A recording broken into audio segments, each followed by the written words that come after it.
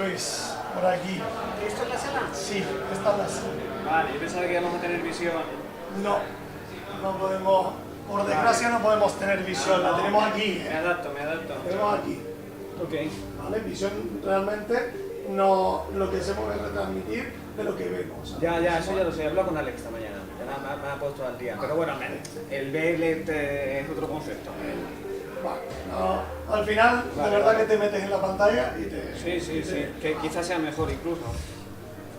Yo ya te lo recomiendo ya, porque al final lo que está viendo la gente es esto, no lo que hay fuera, y realmente el comentar esto es lo que tiene más sentido.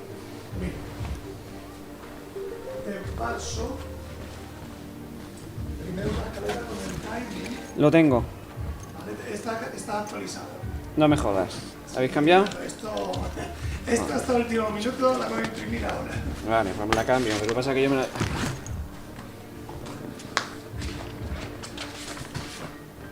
Mira, me he hecho.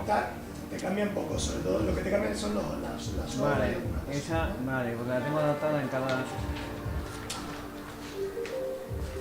Yo me lo miraré ahora. Las horas, un boli o algo. Lo había puesto aquí al final. Te cambia. Vale. Dos y cuarto. Realmente. Bueno, ahora me lo adapto, que tengo un... Lo único que te va a cambiar es el tema del documental por la tarde, que en principio no creo que lo tuviese, ¿vale? Y la hora. ¿Documental? ¿Qué documental? Un documental de jornadas. Ah, vale, sí, vídeo. Como 20 minutos, pero que ahí tú no tienes ni que comentar. Ya ves que te he puesto no comment, ¿vale? No comentario, perdón. A ver, sepa que ahí ya vosotros podéis. Vale, ¿y esto también estaba? No estaba esto. Esto no es para ti. Esto Vale. que... Ah, vale, sí. Eso son las grabaciones que no va a salir. Vale, esto es sábado y domingo, ¿eh?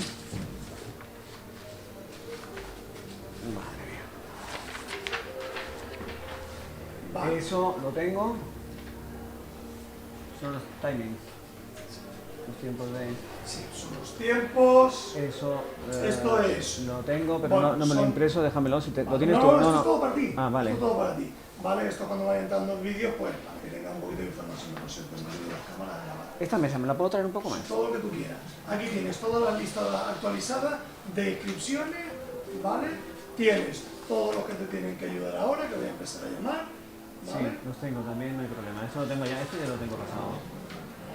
Vale, simplemente déjame para ir llamando ya a Judith.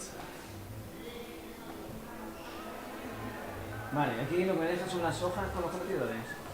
Guay.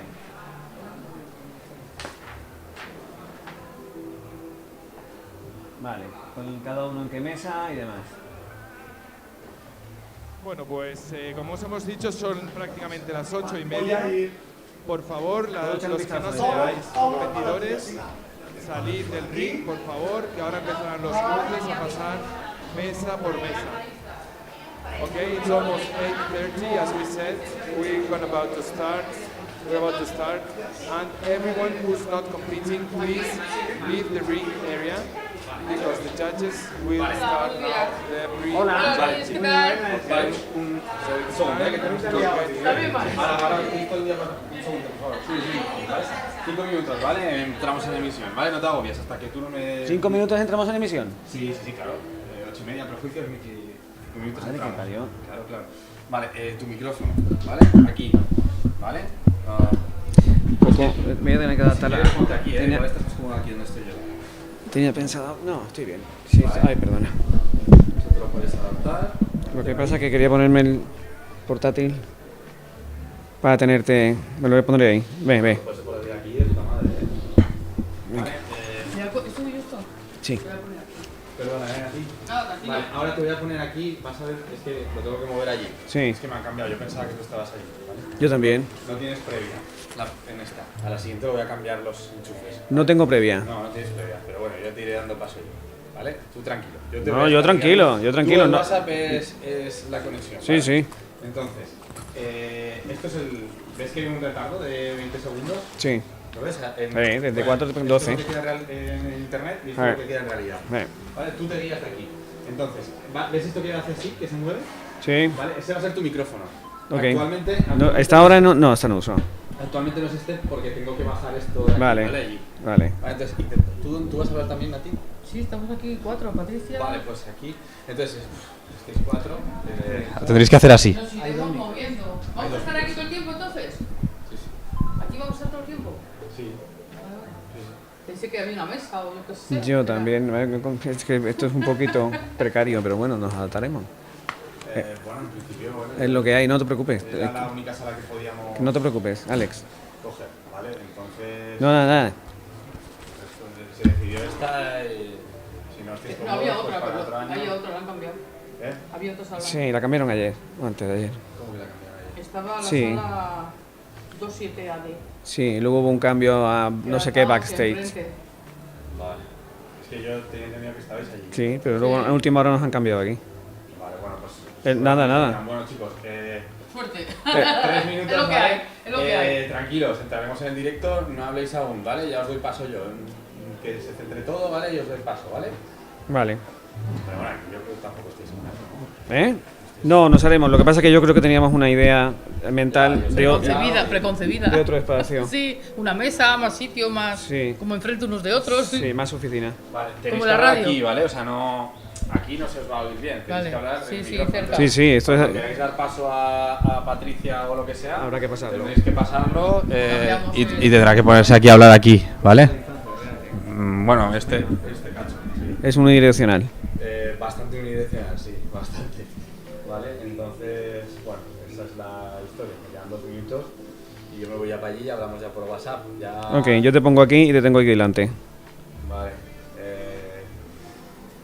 Es que cambiar la sala, estoy intentando pensar para luego a la tarde, pero...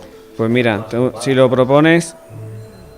Yo, sinceramente, yo pensé Os que ibais a ayudamos. estar cómodos. Igual ahora os parece tal, pero yo creo que... No, yo creo que más bien es una cuestión de que nos habíamos hecho la idea de una cosa más. De poner los papeles en sitios. Claro.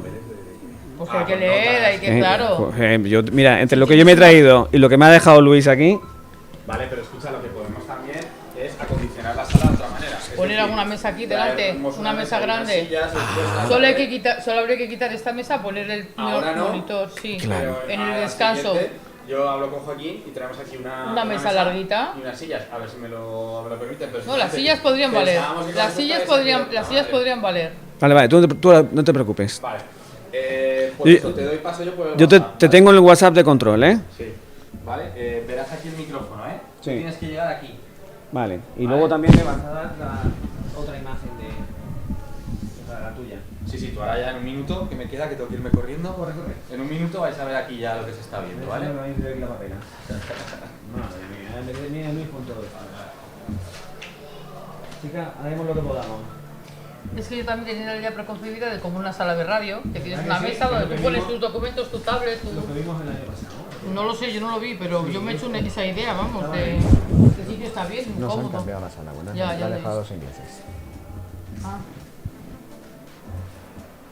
Bueno, pues... Espero que no se esté entendemos oh. que los jueces están pasando ya por Hay que vuestras tenerlo mesas. claro, no podemos hablar, ¿eh? No os olvidéis que tenéis que ir a la zona del photocall a tomaros la foto del antes del trabajo, ¿ok? Bueno, pues nos vamos a echar un cable aquí unos a otros, ¿eh? Remember that Patricia you está need viniendo. to go Porque esto to the es... photocall area and get the picture of the pre-work taken.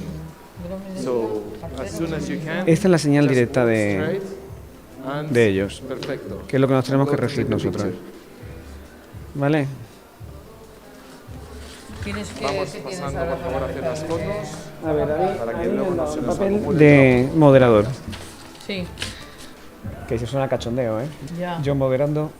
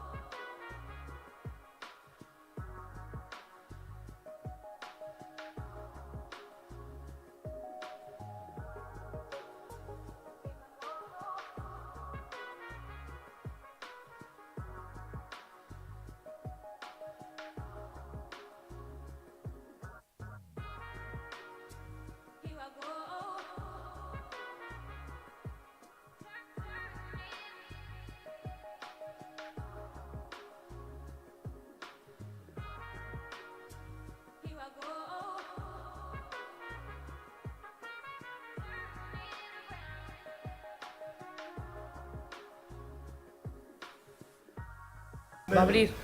Estamos en línea. Bueno, simplemente empezamos ya.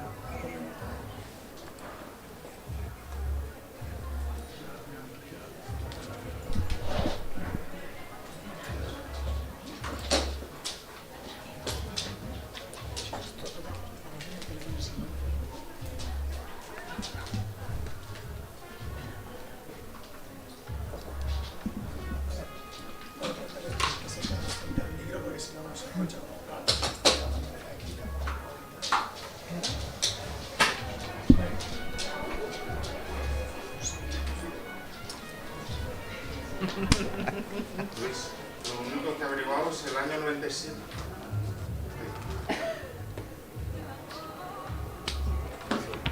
Lo dejo.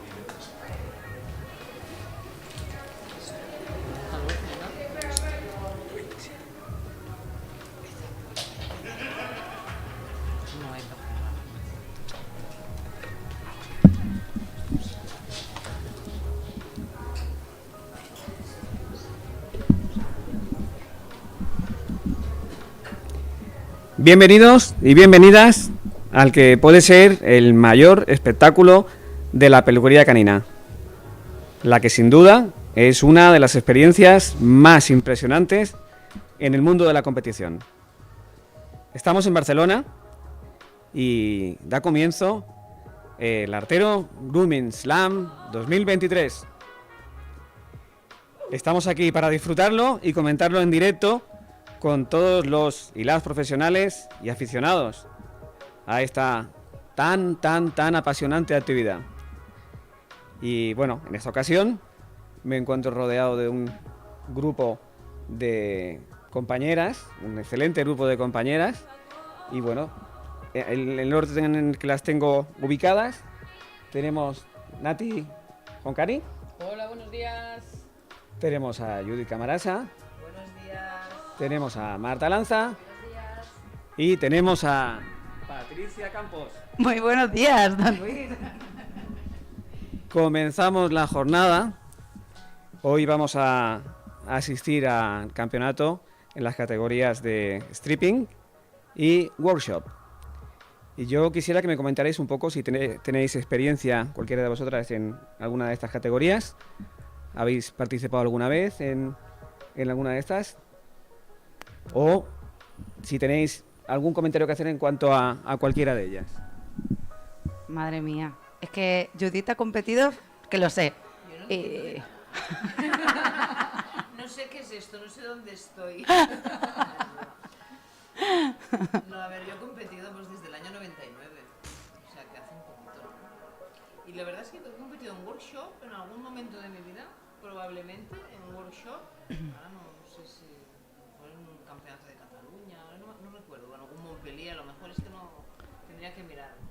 Sí, porque a veces cuando como Jaume hacía mucho workshop, pues decimos, pues venga, va, yo voy a hacer también uno de estos. Y probablemente... Es que es una categoría súper divertida, workshop, ¿a que sí? Porque es lo que realmente hacemos nuestro día a día, ¿no? Sí. En un comercial intentas aplicarle el traje más bonito a tu cliente para que sea guapo. Y en stripping, ¿qué voy a decir? No he competido nunca en stripping, jamás.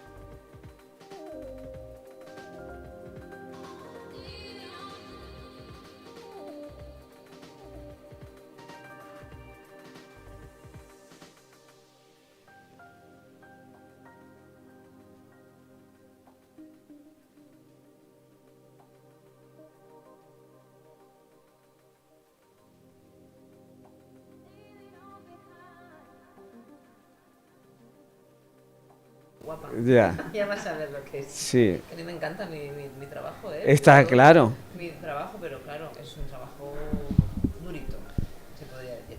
Sí, pero tiene muchas compensaciones, porque Sí, es cierto que físicamente Sí.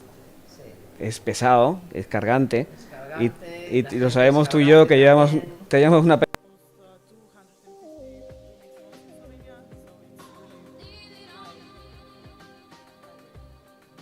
And is it a good career to do in Slovenia? I think so because there are really a lot of people that are having dogs. I think that we are just we're really a small country, but we're also Developing. Yes, developing. You're developing. Yes. Which is nice because a lot of these countries, when I remember when I was younger, some people didn't even have dogs in their homes when I was a kid. Okay, so now the fact that dogs are becoming part of your family, they are people are taking care of them, looking after them. Okay, it's a great thing. It really is a great. When I started, there was thinking that why we should groom dogs because they are on farms and they're like Yes. for your protection and everything. But now also these dogs that live on the farm are coming to our salon. So Yes. it's step by step, but we are That's changing the thinking of the mindset.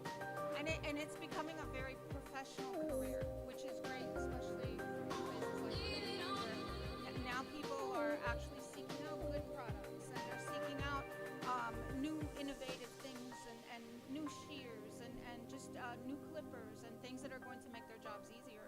So that's always a lot of fun. So what have we got? We need to. Let's see. We've got stripping here happening today. And people are getting their dogs ready. We have workshop. Okay, in stripping, I'm looking at the numbers. We have 26 competitors on the floor. We do have about 20 countries represented here. And we are in workshop. Let me see. In workshop, we have another 20. I think we have about 20 in workshop. Let me see if I can figure out, because they changed my numbers. Yeah, we have 26 in one, and we have about 20 competitors in workshop. So, do you guys hand strip? Do you guys know hand strip? Yes. Okay, Nina, tell me about your hand stripping. It was really hard for the beginning for me because this is Come closer. This is an art for me. It's really different from the scissoring and everything, and I think you really need to know what you're doing because in Slovenia there is a lot of groomers that they don't hand strip, they just clip it away and Yes. it's And that happens yeah. in USA as well. There's a lot of grooming salons in USA that they don't even know what hand stripping is. Okay, so to see this many hand stripping people represented here is really It's enlightening. really, Yeah, it's enlightening because it makes you, it is an art, and it's a fading art, which is sad. It's a fading art. Yeah. So we're slowly gaining ground, and people are learning, and people are doing. So how about in Romania? How is hand stripping there? Is it popular? Or? Yes, it is popular. We have some very good groomers that they are stripping. Actually, my colleague do stripping. Okay. They are for stripping. They are almost full with the clients. They can't take other clients, but we need. I'm seeing that actually he educate the owner of the dog how to in years to how to maintain the good coat. Education is Yes. key. Education is key, both Yes. for the groomers, the owners. Yes. All right, and you know, the more we educate, okay, the better it is because Yes. the coats are gonna the dog's coats are gonna be healthier. Their skin is healthier. Okay, it's a natural process, and it really is important. Yes. So, and you do a lot of education in Romania. Yes, we do seminars, we do workshops to educate groomers. But you also have an academy in Romania, correct? Yes. Okay. Artero Tell us about the Artero Academy in Romania. It's about new. It's from we started with our first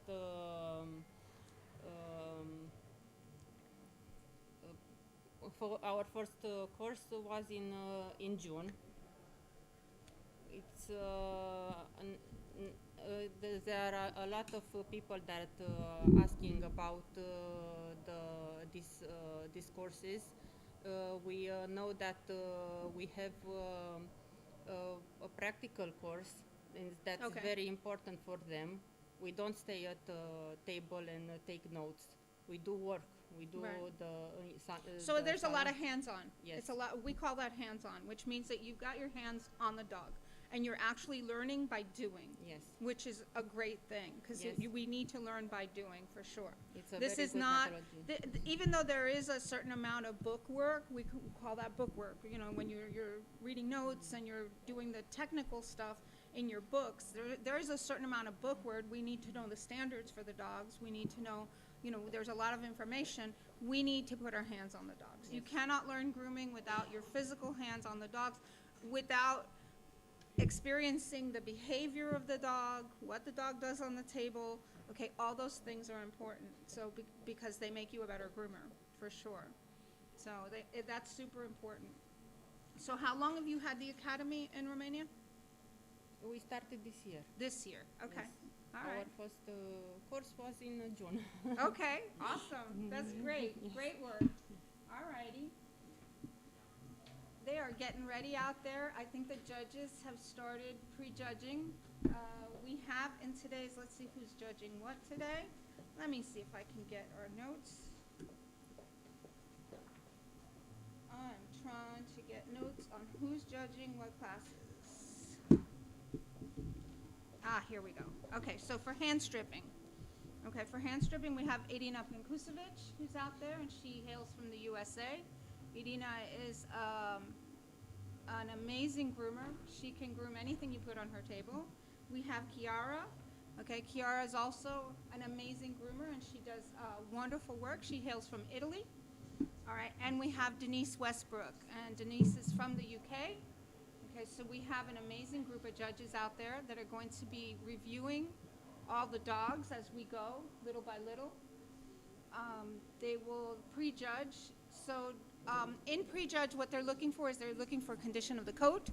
Okay, they're looking for condition of the skin. They're looking for the technical work, the actual prep work. Prep work is important. You don't get a good groom without good prep work.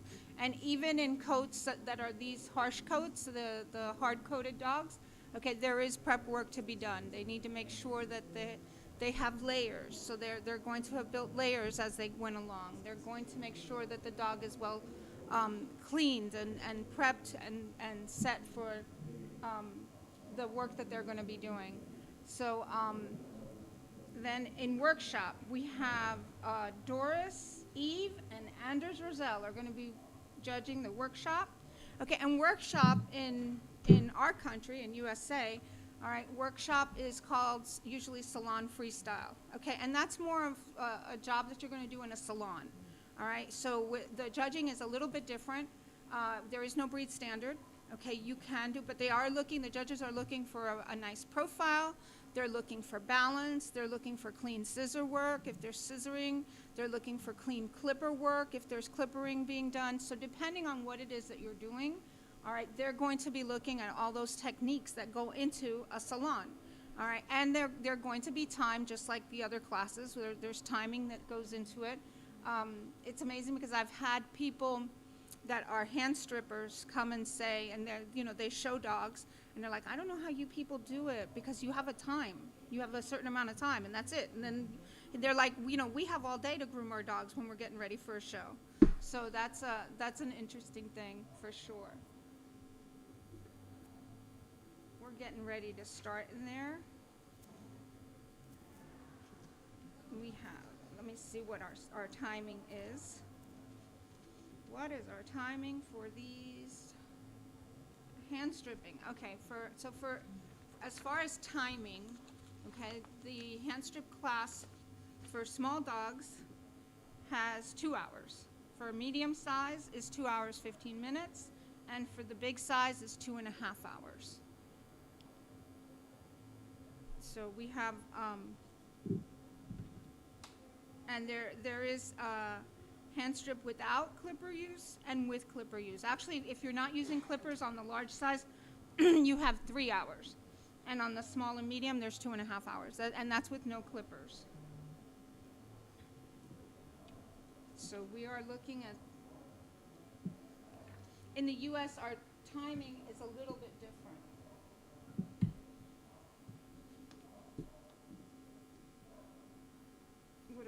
What do we got? Kirsty, you've competed. Tell me some stuff. Come on. You have said nothing so far. Competed. Wow. Have we competed much, Cheryl? Not a lot, yeah? A little bit. Just a little bit. Not much in the past 12 Yeah. months or so, but before that, all the time.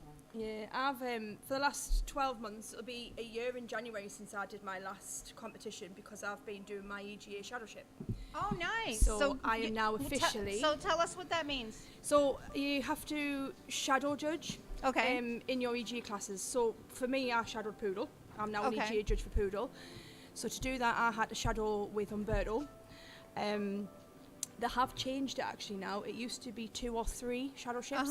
Now it's 5. Oh wow! So I was very lucky that I got in on the lesser. Okay.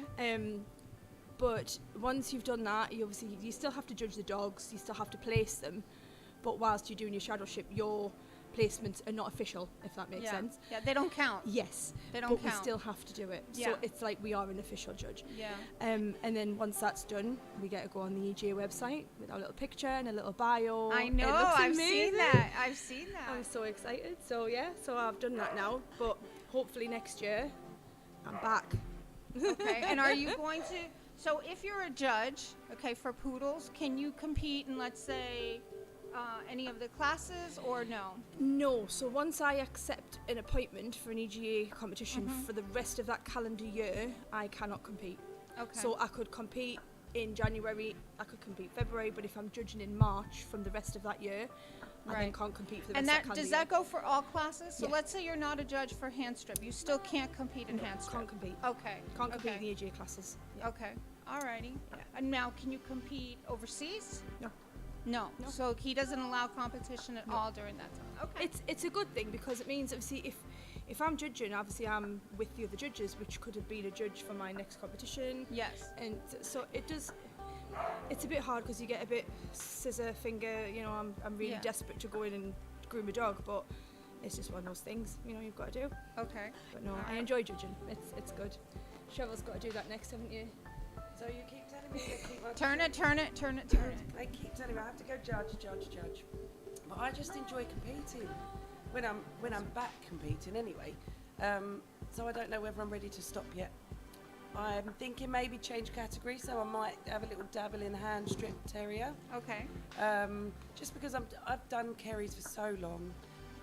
Kirsty's trying to get me in poodles, so who knows? Poodles are not carries. I know. Okay, and it's poodles really are not hard carries. It to is very switch hard. Yes, from a it carry is. to poodle. I used to carry my Yes, it poodles is. And you my poodle your carries. Yeah. So I you've got to agree. really train your brain to go back to poodle round, not sharp.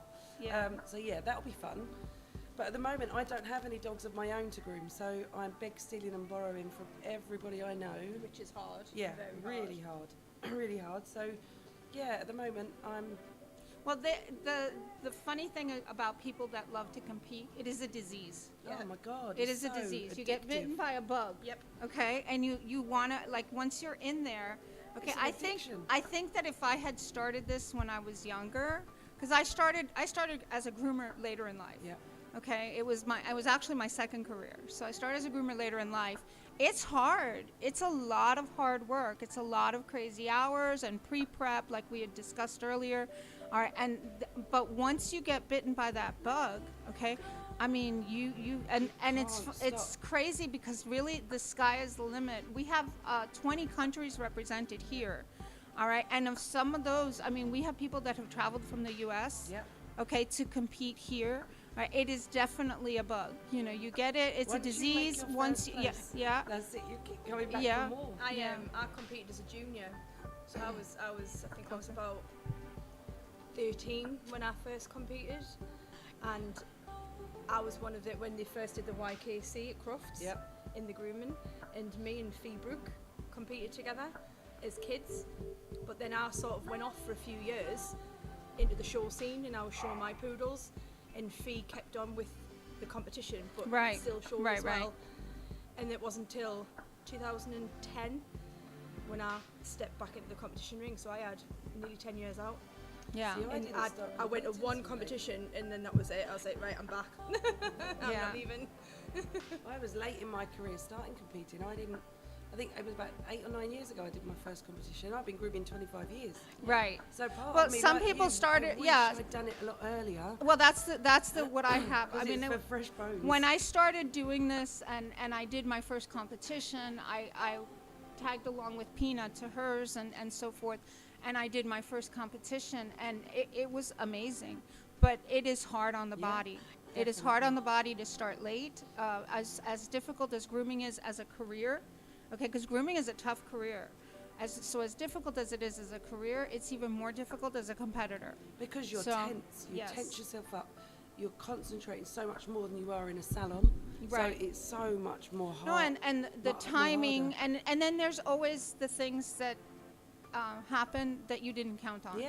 The dog that chewed his ear off. The dog that made a hole, and all of a sudden the dog that you've been working on you can't use anymore, and you have to find a replacement dog. Yep. And that's a real big deal when it comes to things like stripping. Okay, because in hand stripping, these folks here have been prepping those dogs, building those layers, and so forth. So now all of a sudden you have a female and she blows her coat.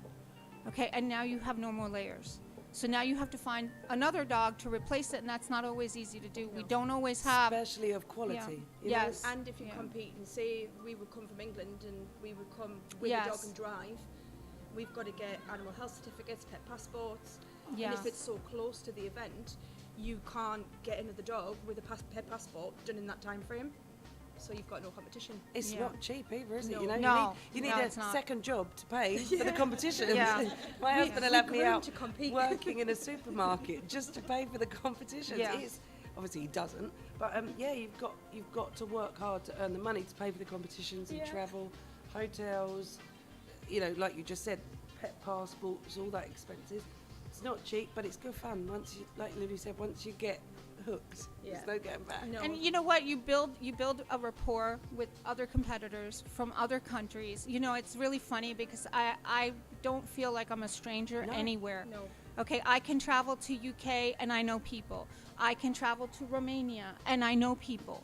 You know what I mean? I can go almost anywhere in the country and I know people. I think Lindsay said the same. Lindsay was in Ireland and she said something happened, and something in her personal life, and she said so many people had come that she didn't really know. Yeah. They all came to help at once, which was really, really But lovely. grooming knows no strangers. No, it's okay, family. because we are family.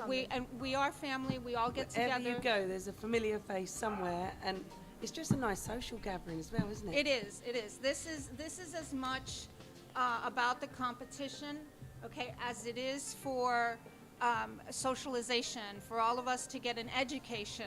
All right, because I mean, we learn every time we step in the ring. We learn every time we take a class. You know, these judges that are here this weekend are going to be putting together classes and so forth. So it's really is an amazing thing. Now they're getting ready. Cheryl's to being summoned. To bath my dog. Go ahead. So I will speak to you guys later. Yes, thank you, Cheryl. Good luck.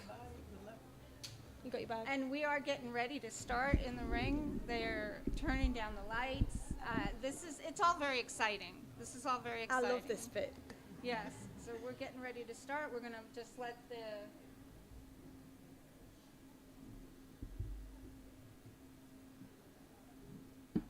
Lulu, I've had people message asking where the live is in the UK. It's on the YouTube channel, isn't it?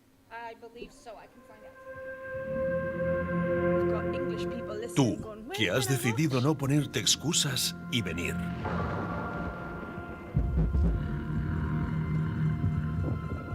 Tú, que has invertido el poco tiempo que te queda en entrenar.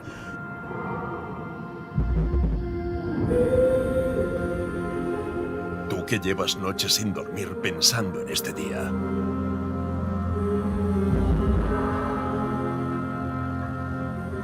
Tú que no puedes explicar la mezcla de nervios, miedo y emoción.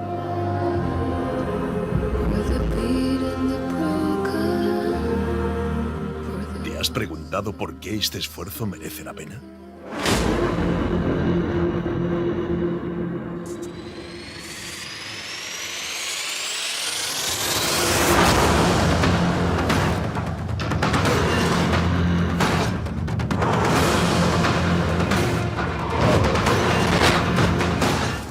Porque hoy eres el centro de tu propio mundo.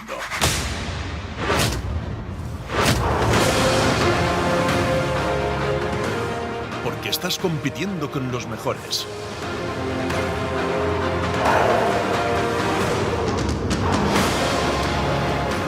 Porque ahora exprimirás todo tu talento.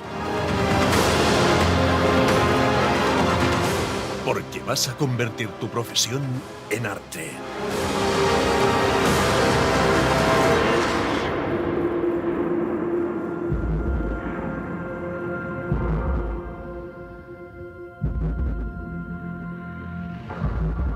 Que al final subas o no al podium no importa. Hoy te has convertido en mejor peluquero de lo que eras antes de Grooming Slam.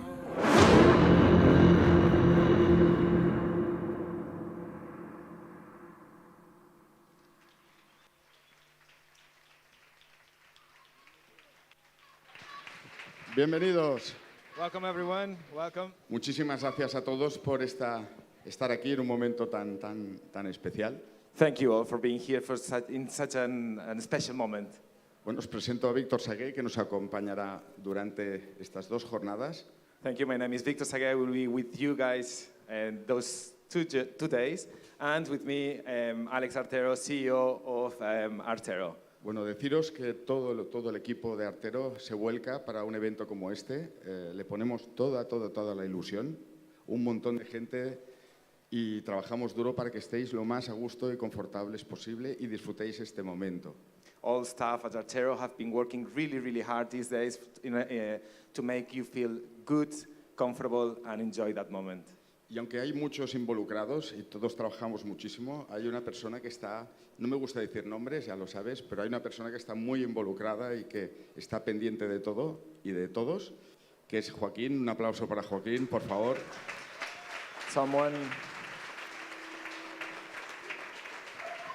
Joaquin is one of the members of the staff who's most involved in this show, in this competition. So welcome to Joaquín. Bueno, y súper contentos porque en menos de un mes pusimos el letrero de todo ocupado, de sold out, y esto nos hace mucha ilusión porque demuestra que queréis al Artero Grooming Slam. So we are very excited because just after 1 month we opened registrations for Grooming Slam. Everything was sold out. So we're very happy for you guys. Thank you. Bueno, un campeonato con de una representación de más de 20 países de todo el mundo y como siempre agradecer a todos y en especial a los que venís de Ucrania, que para vosotros es un esfuerzo aún mayor.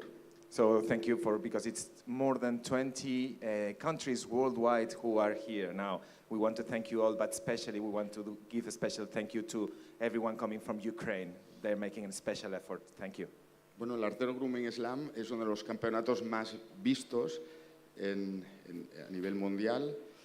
Nació hace, no sé cuántos años, en el año 97, y hoy estamos aquí. Fue el primer campeonato en España.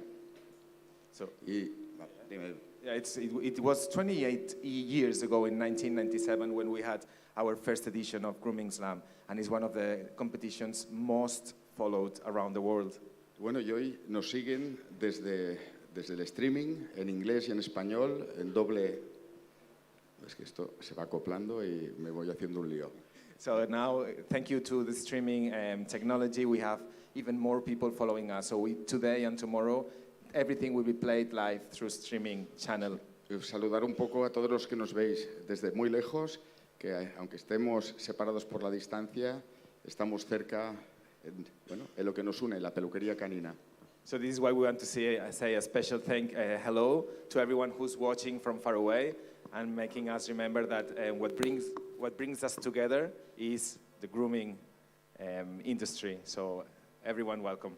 Bueno, y los ojos de la peluquería canina están puestos aquí, encima de vosotros, con lo cual, dar lo mejor vuestro, disfrutar y, bueno, a pasarlo bien, ¿vale? Mucha, mucha suerte.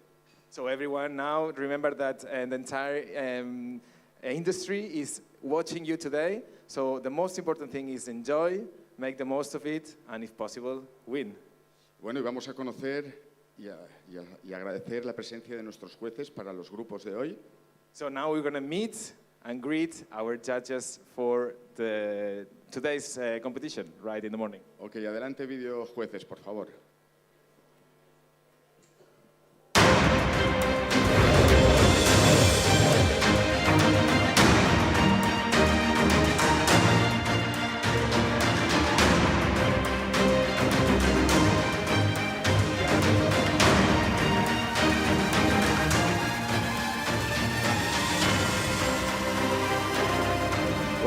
Fuerte aplauso para ellos. Adelante, jueces. So our judges, please welcome, come in the stage. Ander, Rosel, todos, adelante. Un aplauso para Irina Pichkusevi, Chiara, Anders, Rosel, Denise, Doris, Yves y Anders. Congratulations. Y por favor, si es tan amable subir, presidente jurado Humberto, y que nos President of the jury, Humberto Lemon. Gracias. Humberto, unas palabras. Hablo en español. Me parece para hablar en italiano más mejor para él. Soy muy contento que estés aquí. Una competición fantástica, como siempre. Trabajo con Artero de muchos años, no me recuerdo tampoco. 1997, algo así. Soy muy contento que vosotros estéis aquí. Fantástico, veramente. Es una competición fantástica y estoy muy, muy contento por estar con vosotros. Que todos van a ganar, ¿eh? Porque solamente 3 personas ganan, ganáis todos, porque mañana trabajáis mejor, esto es seguro. Muchas gracias por competir. Gracias. So Humberto saying that everyone, thank you very much for being here. You will all win. Everyone will win just for being here, okay? Humberto has been collaborating with Artero since 1997. He's so happy to be here. And again, thank you all, and you're all winners. Thank you, Humberto. Thank you, everyone, all the judges. Muchas gracias. Y bueno, vamos a la cuenta atrás para dar inicio. Okay, let's go for the countdown to start. Venga, todos juntos. Everyone, together. And this is... Venga.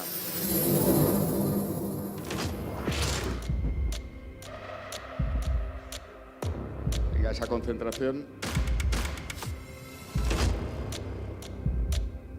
It's just 20 seconds to start. 15 segundos para empezar. 10, 9, 8, 6, 5, 4, 3, 2, 1. Suerte, compañeros. Tiempo, time, let's go. You can start. Good luck for everyone.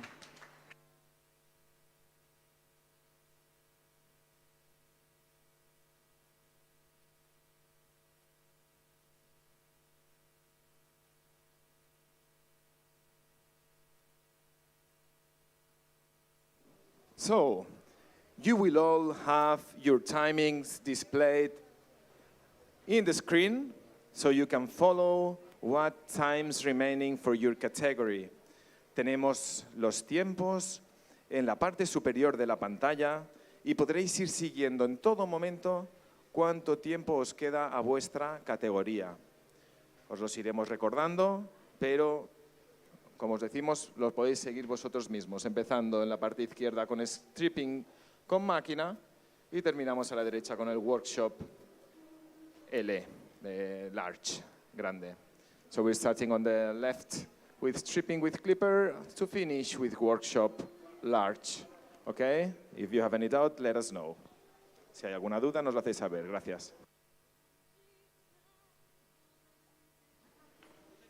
A su vez, os queremos recordar que tenéis un recipiente para abastecer de agua a vuestro perro. You have a water pot that you can use anytime to provide water to your dog. Please leave it in the end of the competition because the next competitors will use it again. We will clean it and use it again. Por favor, al final de la competición lo dejáis en vuestra mesa porque lo volveremos a utilizar.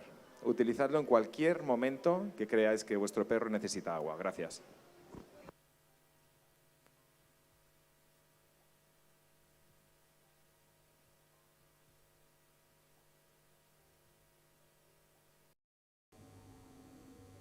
Welcome back to Grooming Slam 2023. We are live again. All right. They have just started the hand stripping class.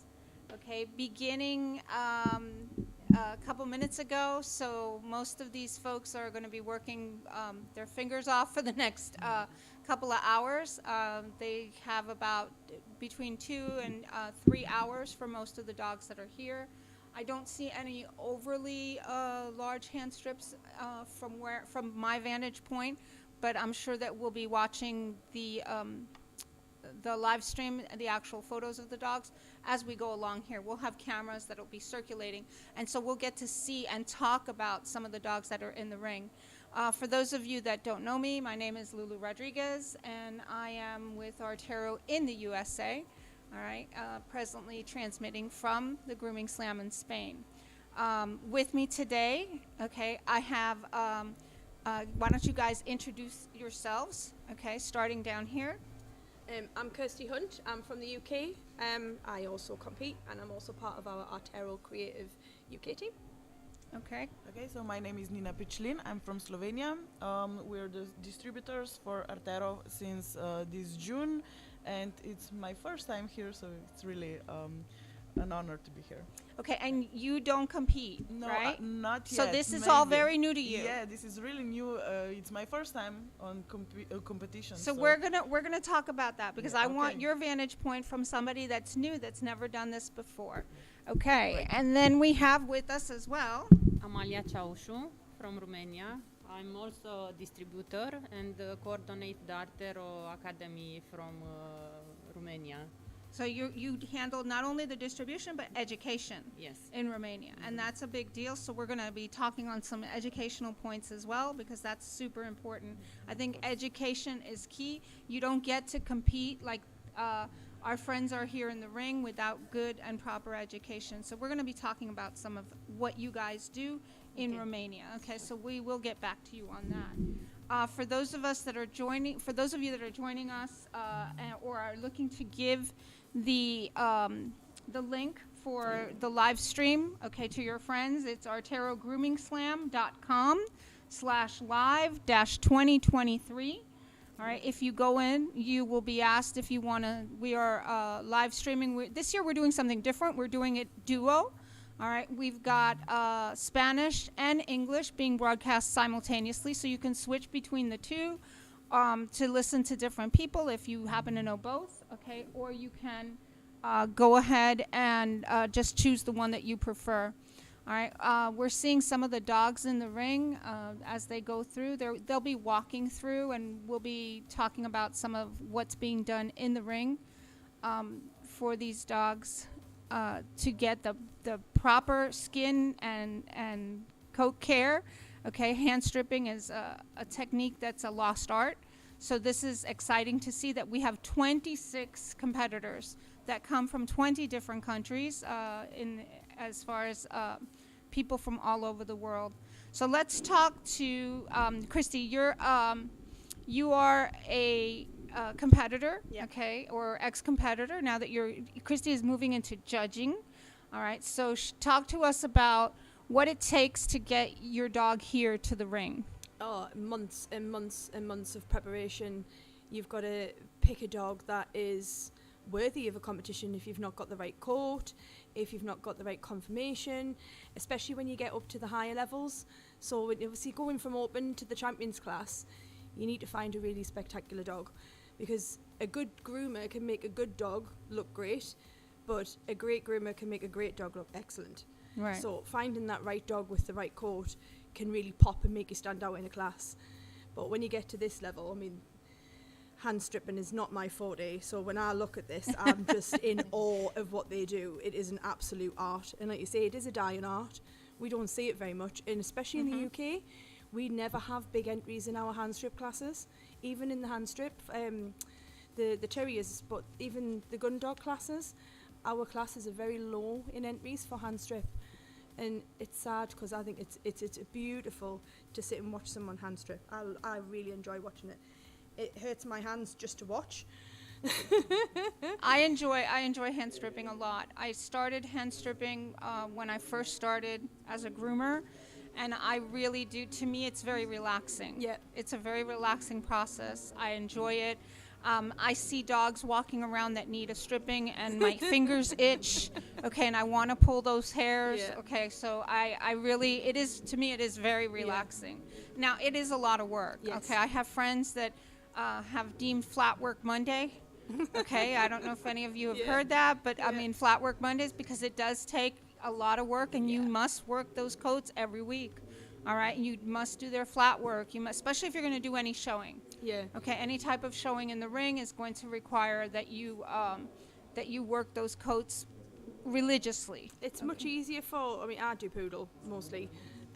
We just grow hair. We just bath and prep and maintain, keep it nice, condition.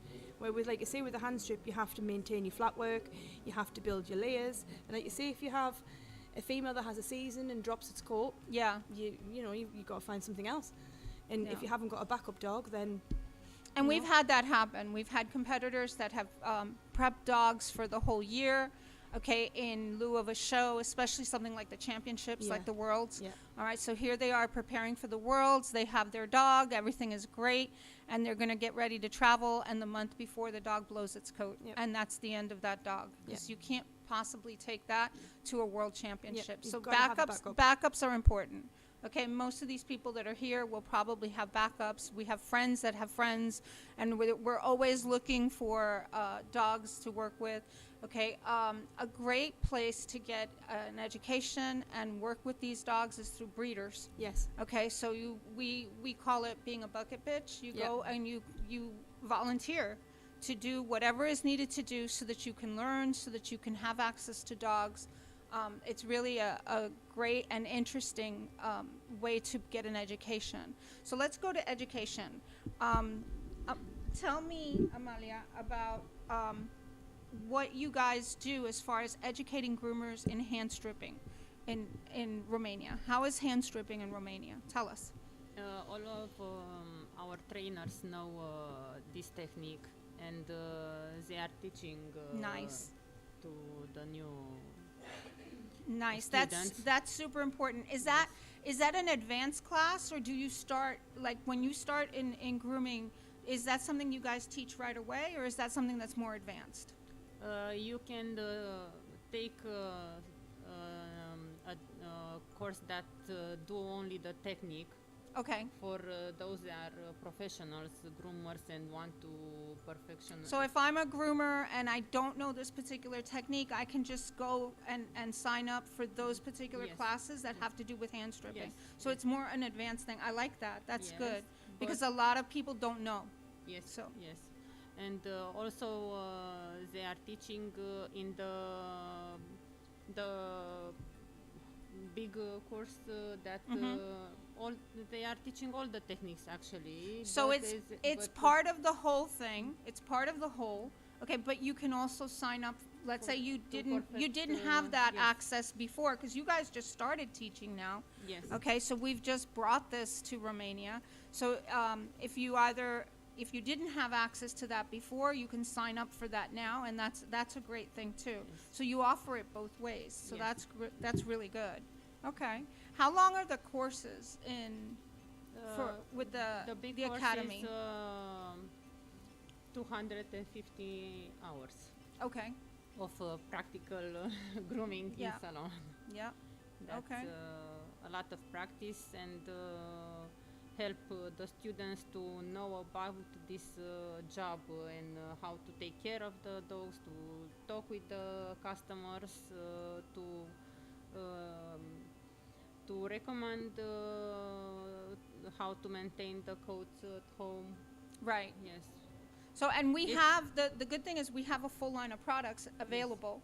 Okay, for those of you that don't know, Artero does have a full line of hand stripping tools Yes, I know. and products that are available. Do you like the new knives? Yes.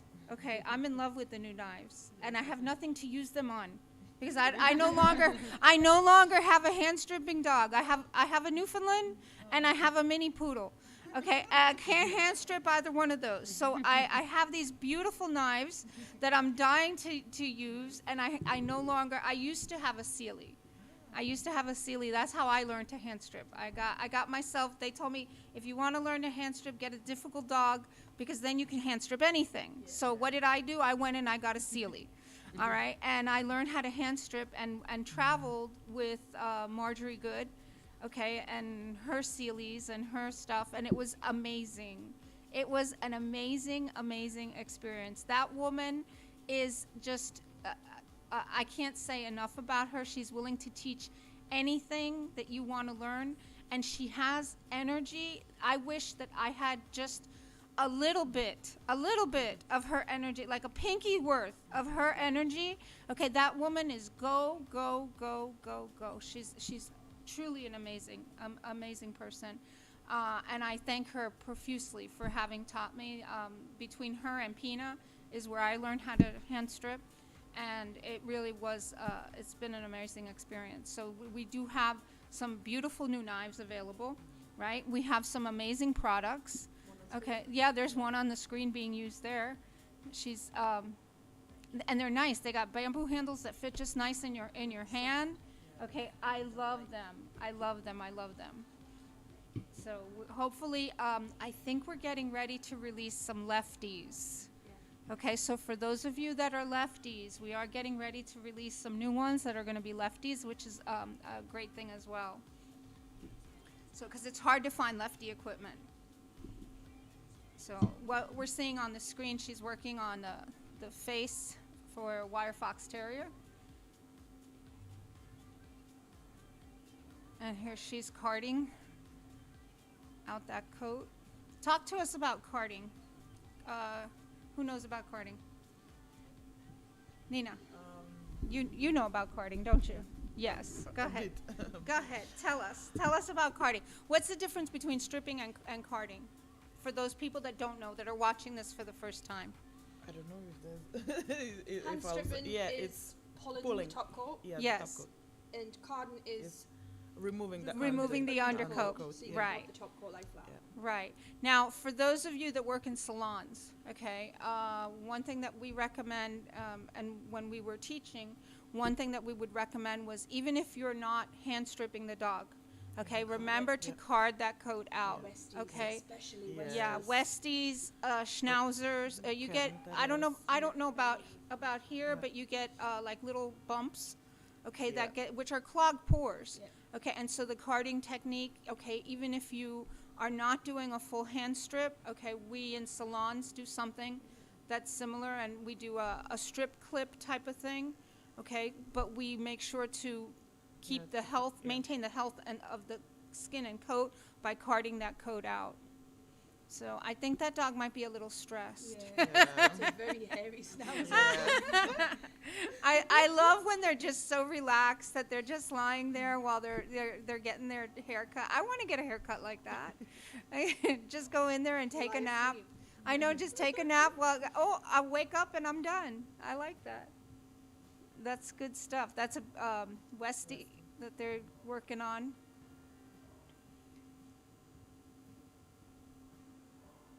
And they switch knives around. You see that they will use different knives on different areas of the coat. So this is all super interesting just to watch and see all the different dogs and the different breeds that are available. I think you see with all the different tools for hand Yes. strip, it's just like, Yeah. I'll see it from a poodle point of view. I'll take like 20 pairs of scissors. I Yes. might only use 3, Yes. but I'll have 20 just in case. Whereas like, you see the hand strippers and they've got all these knives. And Well, this is where you see the true. This is where you see the true addiction. Yeah. Okay, when you open my drawer, when you open my drawer of hand strip knives, okay, I must admit that even though I am an Artero person, there is every kind of knife in that drawer, okay? And so, yeah, it is an addiction. Yeah. It is an addiction. We You see don't new buy tools. shoes or bags, Yeah, hand stripping tools, scissors, combs. combs. Oh, combs. Thousands Yes. of combs. Yes, combs. We try them all. So it is definitely a disease. And we do the same with our products and things of that nature. And once we find new techniques and new things, and we all talk about it and pass it along to our friends. And I buy everything in threes to make sure I've got extra. And when I get down to 2, I say I've got to buy another 3 just to make sure I've still got enough. And I think it's important for the customers to know that stripping doesn't hurt if you are doing this regular. Because lots of owners go with their dogs to the salon and want to clip. I don't want to hurt him. Yeah, and that is a true thing. We definitely need to educate, okay, and that's where we need to educate, especially the pet owner. Okay, a lot of pet owners will see hand stripping and they think that it's cruel.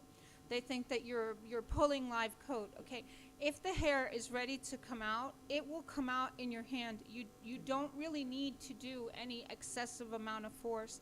It will come out easily. Okay, it will be painless.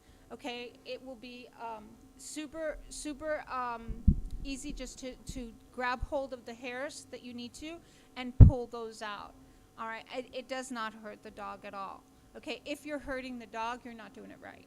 Okay, so you're right. You need to explain to them. And how do you guys do that? Do you educate the groomers? Yes, And first then of all, right. we educate the groomers. Right. They have to understand and to know the technique. And after they are learning about it, to teach the owners about this technique, that it doesn't hurt the dog. And No, if you want a dog that with a coat that for clipping, buy a dog. Yes. Yes, don't take. No, I think. It does help the health of the coat, okay, and the skin. All right, these dogs are hand strip dogs. The wire coat, okay, was meant to be caught on brambles and things as they hunted, as they ran through. So it will fall out on its own if you blow the coat. Okay, you let the coat, we call it a blown coat. Okay, it pretty much will fall out all by itself. So you need to maintain the coat. You need to keep it healthy, alive. Okay, and you do that, all right, by hand stripping. Okay, so hand stripping is an important technique. We need to make sure that we don't lose that technique. As you can see, the dogs that you're seeing here are perfectly fine with being hand stripped.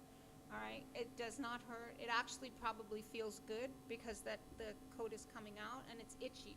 Dead coat is itchy. Think of yourselves when you don't wash your hair properly and it becomes itchy. So yeah, I agree that that's a very important thing. We need to educate. And also owners, they think it's like I don't know, like poodles, like every other dog, but they don't know that the hair is different and how to prepare. And for the groomers that are doing pet grooming, it's easier to just shave it off, but we have to know what we're doing to the coat and to the skin and everything. And it's a shame. In Slovenia, we don't have any regulations. Everyone can be a dog groomer, and us in the UK. yes, and it's USA as well. and it's And really USA as well, shame to because there are a lot of good groomers, but they don't have enough knowledge, and they are just doing it for the money. Let's be honest. And grooming is art, and you have to have knowledge and. That's why we just started working with Artero, and we had 1 month ago, Luis came to Slovenia, and it was really big event. I'm so happy that he came and give us his knowledge because he's really good. Well, Luis is a wealth of information. Yes. Okay, and for those of you that maybe have not had a chance, I truly suggest, okay, if you ever have him available to you in your city or if there's a seminar or anything like that, okay, he is amazing at explaining all the little details of the technique. Okay, he will go over every little thing and show you how to make it viable to use in your salons. Okay, because what happens too is a lot of people think, oh, the dog needs to come every week. No, the dog does not need to come every week. Okay, if you are doing, if you are showing, then yes, you need to have that dog, every week to be groomed. Okay, but Luis definitely has developed over years a technique that's perfect for use in a salon. Okay, that puts the dogs on a 6 to 8 week rotation. That will leave layers. Okay, we see it here in this country very often. Okay, I have friends that they take their dog every 6 weeks, and in 6 weeks they just remove the top layer, and the next one's there underneath. So it is viable to do in the salon. It is viable to be used as a technique that's not going to cost hundreds of thousands of dollars for the common owner. Okay, so it is important that we do get that knowledge out there. Knowledge is key. Absolutely. Knowledge is key. And it's the same with the owners, like Nina was saying. You have owners that come in that go, oh, well, it doesn't matter whether I cut my dog's hair or whether I hand strip it. It really does. But it doesn't, because it's just dog hair and it'll grow back. And we're like, you have to try and educate the owners to say, this dog's coat type does not allow that. We can ruin a dog's coat by clipping it and not stripping it, and you'll change its colour, you'll change its texture. Yeah, talk to us about that. What happens when you clip a dog that shouldn't be clipped? I'm seeing it more in spaniels now as well, where we clip like a liver spaniel and it'll go almost ginger within 2 or 3 clips, and sometimes, and it's not the same what you can do with the terrier, where I see it a lot in America. They'll clip a terrier and it'll change the texture, it'll go softer, it'll change the colour, it'll go lighter, so it'll not be deep red. It almost looks washed out. Yeah, it looks washed out. It looks like you took the dog and dipped it in bleach and then washed it out, and now it's a light brown, it's a light grey, it's lost the black. Especially clipped ears, they look, like you say, they look grey, they look old, they lose their colour. But in a terrier, sometimes people go, well, we could possibly bald it, which is not great. An owner in the UK would absolutely not go for that. And you'll see it sometimes, and it can work and get the coat back. But in spaniels, it just doesn't work. You can't do that. You can't just pull a spaniel bald. Right. It just doesn't work. No. So you're losing, even the blacks, like you say, they go dull, they go grey. The livers, they go really ginger, especially on the ears. And it just doesn't look right. And then the owners will come back and go, you've ruined me dog. And I said, but I've already given you this information. You chose to have that done. We can't go back now. Yeah, and it also ruins the texture of the coat. Yeah. Okay, and the functionality of the coat. Yeah. All right. The wire-haired dogs were meant to go to ground. Okay, most of these dogs were meant to go to ground. That means that they go under the ground after chasing prey. Okay, they're critter dogs. They're meant to, go and get critters. Yeah, they're meant to go and get critters. But the coat protects them. A well-kept coat protects them from the dampness, the mud. They can get dirty, they can get muddy, and then it dries off and you just shake them out and they're good to go. All right, not so when you've clippered them. Okay, the coat becomes more absorbent. It takes in more of that dirt. It doesn't brush greasy, out. really greasy. It doesn't brush out. It doesn't. So it's super important. Okay, that we maintain the integrity of the coat. All right, so that its functionality doesn't get lost. All right, and that's part of hand stripping. And same thing with spaniels and setters. Okay, that top coat was supposed to protect them from the dampness as they run through brush, as they go hunting. All right, and granted, most of our dogs nowadays, they sit on couches. Okay, and they don't do what they were meant to do. All right, but it's still important, okay, that their coat functions, because if they go out, and especially like UK and certain areas where it's rainy and wet, and it's rainy, it's wet. Okay, and now the dog's coat is absorbing all that moisture. It's not healthy. It's not good for the coat. It's not good for the skin. And especially, like you say, in the UK, we've got wet weather, we've got cold weather, we've got hot weather. But in the winter time, when it's wet, we've got central heating. People don't take their dogs out much, so they'll go out, they get wet, they come in, and they dry really quickly. And like you say, if they haven't got that top coat to protect them or to insulate the heat or cool them down, it just goes all to pot. And it's difficult to try and educate an owner and saying, look, this is what your dog can look like. But then they'll come back and they'll go, well, you didn't warn me. And I said, well, we did. Yeah, We said this and is we what do. could We need to educate. It's super important. So as you can see, they're going through all these dogs. Now, there's also in the ring, we've talked about hand strip. In the ring, there's also, you guys are going to see some commercial dogs.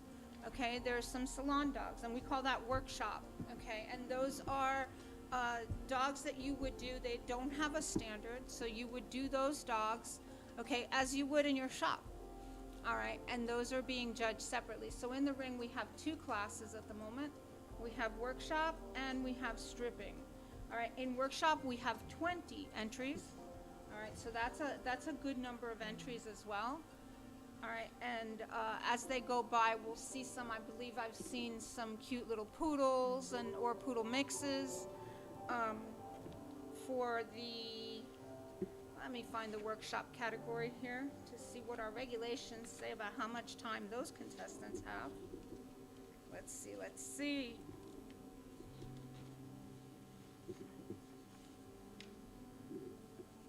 Aha, commercial. They keep changing our stuff. Okay, for commercial, contestants may enter with any FCI recognized breed to be groomed commercially. Breeds that usually need stripping can be clipped or scissored. Long-haired breeds can be clipped or scissored. Poodles are accepted only to be groomed in Asian style or groomed in different breed shape as a Bedlington or a Kerry Blue. Okay, coloring is not allowed, and in this category, all breeds and techniques are in the ring at the same time. Okay, so we have all kinds of dogs that are being, you'll see one in the background there behind that little schnauzer. All right, and we have just dogs that you would do in your salon. So, and they have time frames as well. All right, let me see if I can find time frames for that class. Those would be commercial is small and medium is 1.5 hours. All right, and the large is 2 hours. So we have those dogs in the ring as well. That's so different timing to our UK. So our workshop classes, we get 2 hours for Okay. the small under 16 inches and 2.5 hours for the over 16 inches. Okay. Pressure. Yeah, I see that. See, this is the thing with the competing as well. When you go to different competitions, especially if you go into Europe or US, Yeah. you have to check all the times Yes. because they are all well, different. and in the U.S., we have a good number of shows. Some of them are not groom team sanctioned. That means that you don't garnish points, okay, to make it to groom team. Okay, and in those competitions, you may have different rules and regulations. So you do need to check, okay, your rules and regulations for any country and for specific competitions that you're going to. All right, because it can be very different. Because in US, don't you have to do your poodle face and feet in the ring? It depends. On the class, It depends. It depends. Yes. All of our classes in UK, we do it as pre-work. Yeah, they've started adding in US. They have made feet, okay, face and feet optional, okay, as to whether you do it in the ring or not. Okay, but it depends on the show. Yeah. Check the rules, guys. Yeah, check the rules is right. Have you competed in the US? I've not. Do you know Okay, what? well, It's you need to not. come. I've said so many times I would love to go and compete You in the need to US. come. Yes, you need to come. That would be great. We would look forward to having you there for sure. But I'm going to come to PCA. Oh, nice. Yeah, so I'm gonna okay, come well, to we'll Poodle be Club at of America, PCA. yeah. We will. Artero is a PCA every year. We are a sponsor, and so we are there every year. It's one of our favorite shows. We enjoy it fully and thoroughly. It's a lot of fun. For 5 years. Oh, it's a lot of fun. PCA, for those of you that don't know, PCA is the Poodle Club of America National Specialty. All right, and people come from all over the world. The last year, I believe there were 750 entries. Yep. Okay, and when all those dogs hit the ring on the last couple of days, when you have all the standards in the ring, it is so impressive. Electric.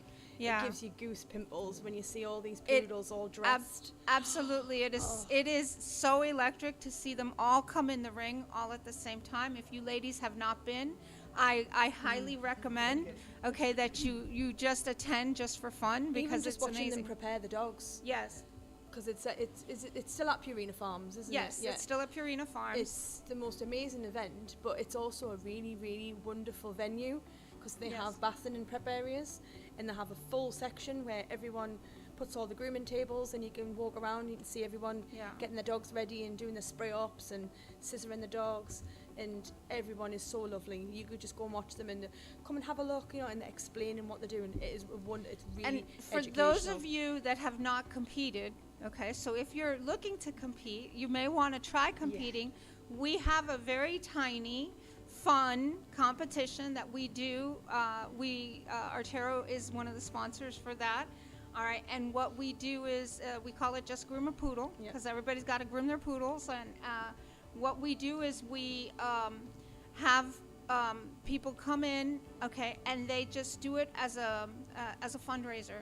Okay, the money that we raise goes in its entirety to PCA for health and rescue and things like that, whatever they deem is necessary at that time of the year. And they go ahead and it's just a fun little competition. We do it Monday morning before they start anything, like any of the events. I think they're doing agility while we're doing that, and we do it in what would be the grooming area that later gets occupied by all those groomers that Christy was talking about. All right, and it's just fun. It's just a whole lot of fun. We all just, you know, we talk to one another, we enjoy it. Okay, you'll see me there. I handle a lot of the registration and things like that and prep work.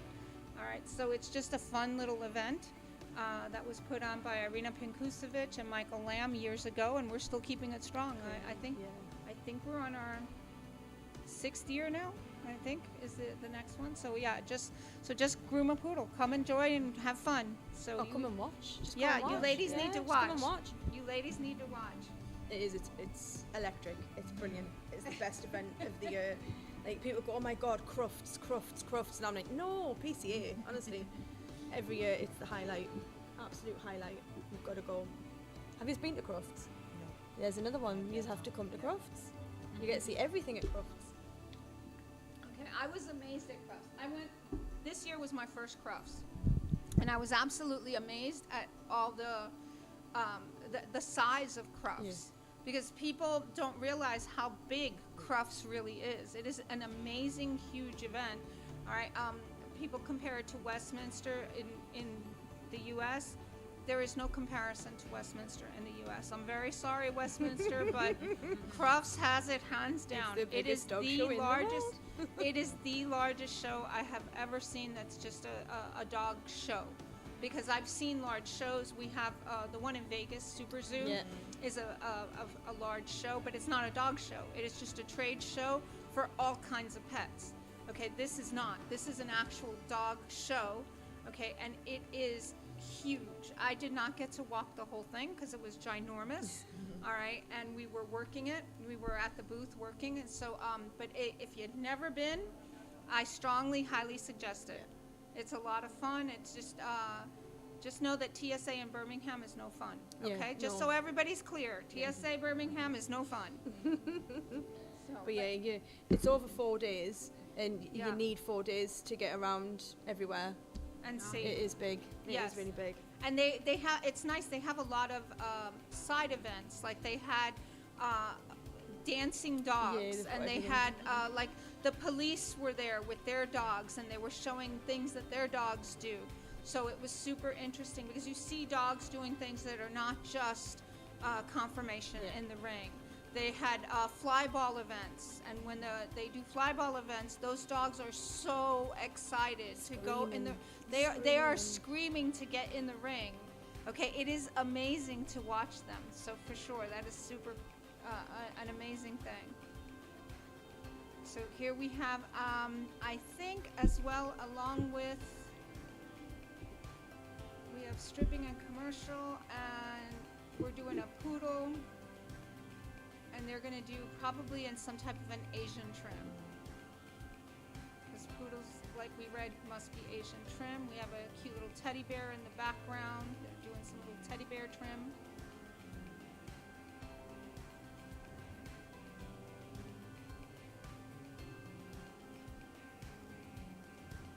Carry blue. I'm going to say that's a poodle, isn't it? It could be a poodle, yes. Could be. For years, I for years had a poodle, a mini, and he was always in a Kerry trim. Yeah. And people would think he was a Kerry. Our latest one in the UK is putting toy poodles into Bedlington trims. Well, I love a Beddy trim in a poodle. the best Bedlington trim I ever saw on a poodle was Pina's. Pina had a toy, and he was silver. And I don't know how many people would walk up and go, "Oh, what a cute Bedlington puppy," and he was not a Bedlington puppy, but he was just so well done that you could not tell unless you laid hands on him, because she built structure where there was none. It's amazing the difference in structure and how you can build that structure, okay, using your shears. I mean, groomers are truly artists. Yes. Okay, and you build using shears, and you build structure where there is none. So that's something that these folks are having to do, especially when they're doing a Kerry blue trim on a poodle. Okay, because a poodle is fine-boned and elegant, okay, where a Kerry has strength and power to it, and you have to show that strength and power, okay, through the trim. All right, and so you're building muscle where there is none. You're building bone structure where there is none. So that's an amazing thing. It's an amazing technique that they have to learn to use, and they do it with their shears. It's amazing. In Romania, when you guys do teaching, okay, do you guys also teach this commercial clipping? You do commercial and you do, or is it all breed standard? What are you teaching? Mostly breed standard. Okay. And they learn to do commercial in time. Well, it's funny because a lot of people will tell us, well, why do I need to learn breed standard? I only get little mixes in the shop. Okay, but I have to say, having taught, okay, and I did teach in the US for a while, and having taught, okay, once you know breed standard, you can modify to a commercial clip. Okay, not so much the other way around. Knowing commercial doesn't allow you, okay, to always do a breed standard clip. Okay, but if you know the breed standard, if you understand what you're reading, and our breed standards are a little bit different, okay, as far as USA, AKC breed standards versus the FCI breed standards, we do have some differences, but for the most part, the similarities are there, okay? We all operate pretty much on the same basis. And so once you know how to do the breed standard, you can modify to anything. So that's what you guys are teaching there. You teach that way, which is great. Yeah, we do that in the UK. I teach, we've got a qualification in the UK called IPET, and I teach IPET, which is those groomers that have never groomed before. So I can teach from like day one, and we mainly try and teach as much breed standard as possible, because we always say to people, you know, if you know the breed standard of, like you say, a Kerry Blue or a Wire Fox Terrier, and someone rings your salon and says, oh, I've got a Wire Fox, you already know in your head what it's meant to look like. Yeah. And you can say, oh, is it in breed standard? It is, but I don't like having a trim, or I like the eyebrows a bit shorter, or I like the beard a bit short, but you still know what that dog is meant to look like, and then you can just adapt it to what the owner requires. A Westie, I love a Westie trim. Is it breed standard? It is, but I have it clipped. Great, that's fine. Does it have a skirt? No, but everything else is the same. Yeah. So you can just adapt it. But you can also, it's funny because you can also adapt, one thing that I love are little Yorkies in Westie trims. Westie head. Okay, a little Westie trim on a Yorkie is such a cute trim for salon. But if you don't know Westie, then you don't know what you're looking at. Okay, so I do believe that you need to have that education in the background to be able to then modify. You can modify after you know breed standard. It's not so much the other way around.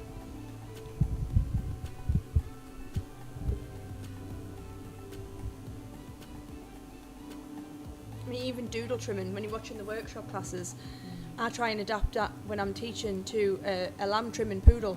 Yeah. So you can have a clipped body and scissored legs, and it's the same trim on a doodle, you just don't shave the feet. Yeah. And they're like, oh, I understand that more now that you've explained it in that term. And again, like you say, you can then put that onto a cockapoo or a Yorkie cross poodle. Anything that has those teddy legs or tubular legs, you can incorporate that from a poodle trim into a pet trim. You just grown a face in and not shaving their feet. So workshop classes is where obviously they're saying it's a poodle, but it's not in a poodle trim. Right. You can just adapt it. Yeah. And I love all these little Asian clips. They're so cute. They make the faces look so pretty, and they really are good trims for salons because the areas that mat are the ones that are really shaved down low.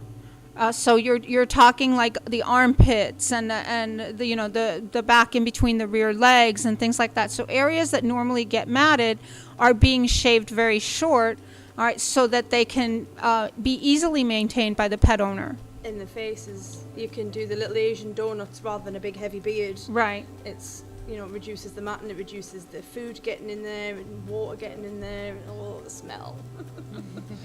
Everyone says, oh, do a doodle on one of your poodles. And I'm like, I might grow one of mine and do a workshop class. Yeah. And I'll get like 3 weeks in of growing the hair on the face. And I go, nope, it's coming off. I can't do it.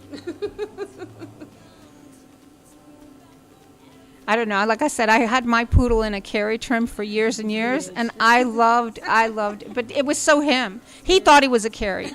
He thought he was a carry. He had the attitude. He thought he was a carry. I've got a toy poodle that thinks she's a terrier too. Yeah.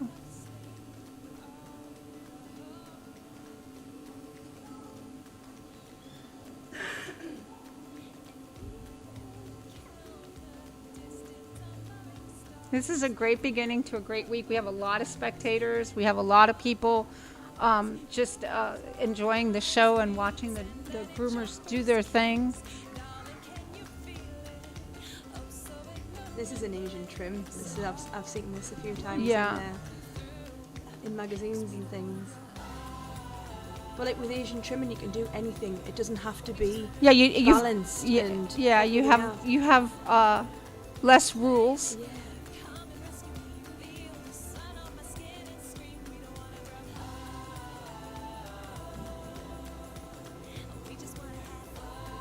And you can see the judges wandering around in between. They're watching, they're looking, they're observing.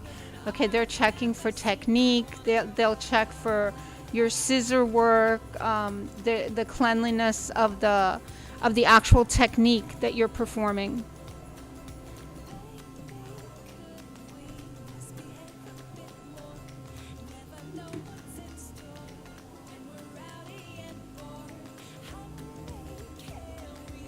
For those of you that are tuning in, we have the link again for, let me go ahead and give this out again. You can catch us on YouTube, okay, it's youtube.com/watch?V equals NAA2SYZDZLO. That's a long one. But if you just go to YouTube and look up Grooming Slam, okay, you should be able to find us fairly easily. Okay, we are simulcasting in Spanish and English, so choose your and they're announcing times.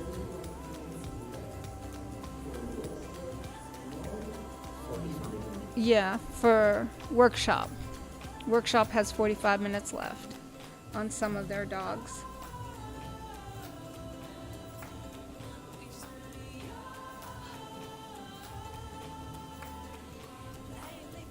Yeah, go to youtube.com, Grooming Slam, and you should be able to find us.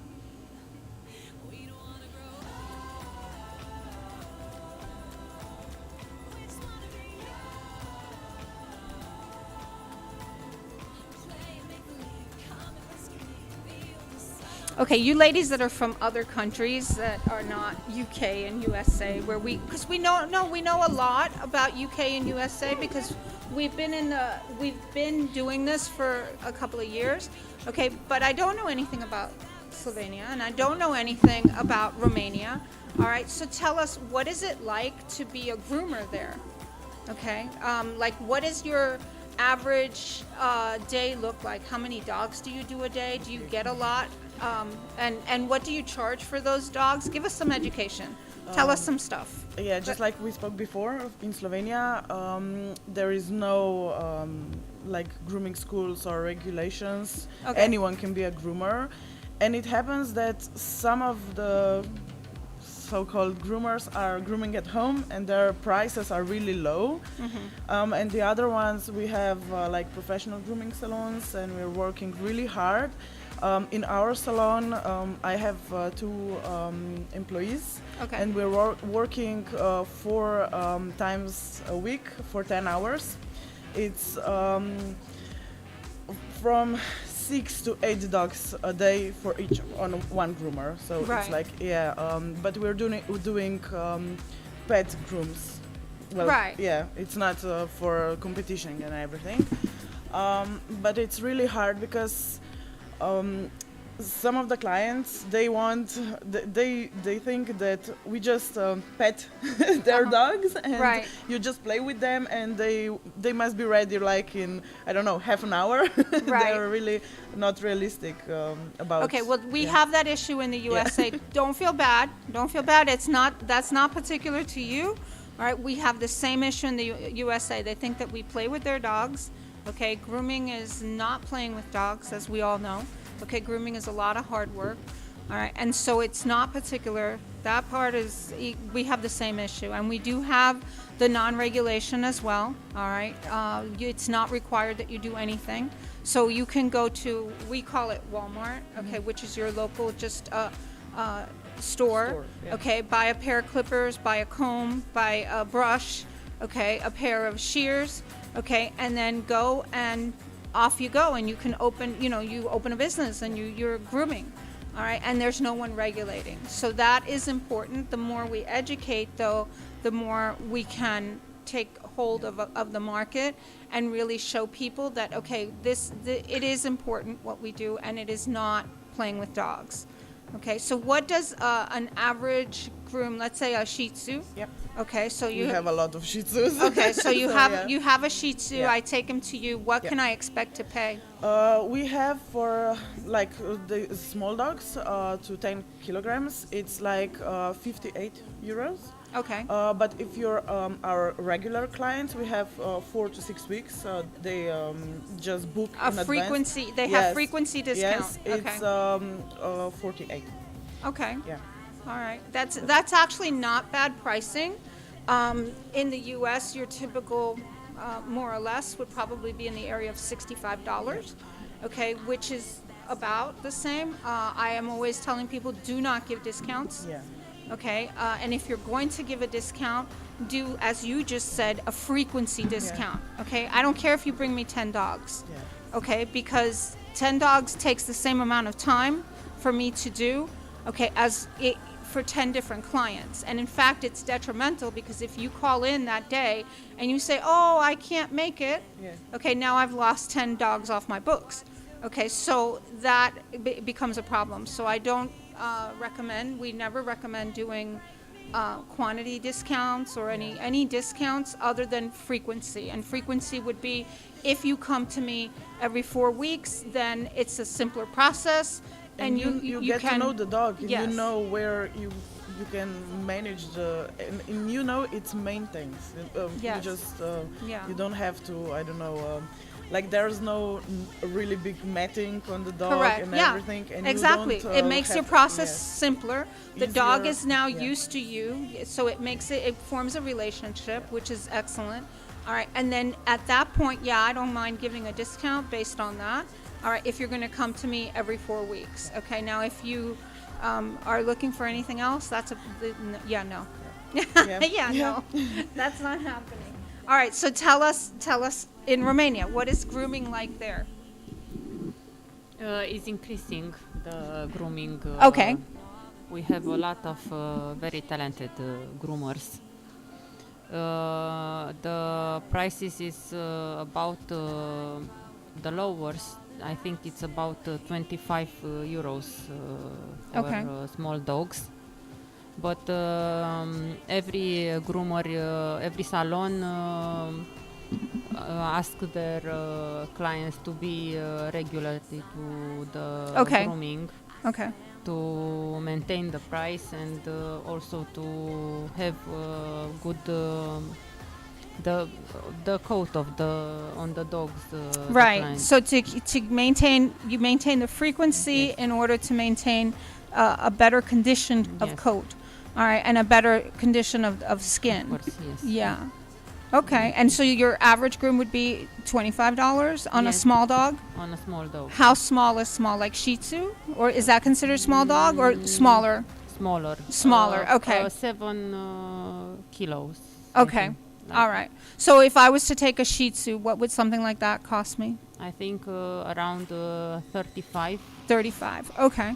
All right, and it's for those of you that are joining in, you understand that in these countries, a lot of this is very new.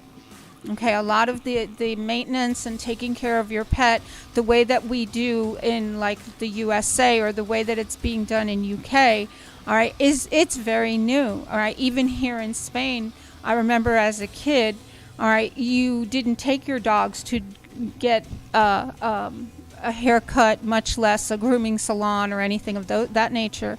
Okay, dogs were farm dogs. Some of them didn't even see the inside of the house. Okay, so this is all new. This is all evolving, and it's very exciting.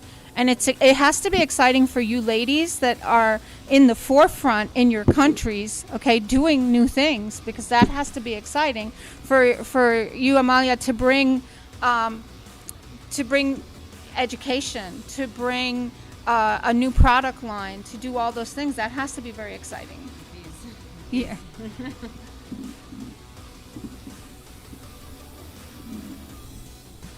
Turning our attention back to the ring, you can see the workshop is on this side now, so they're focusing a little bit on workshop, and you can see some of those unique trims that are being done on the salon dogs.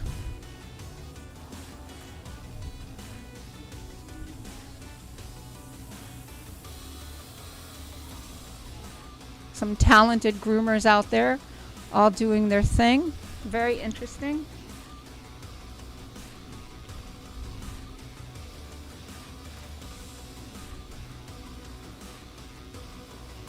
And you can see the judges are walking around in between. They are watching everything that's being done. And believe me, being a judge is difficult.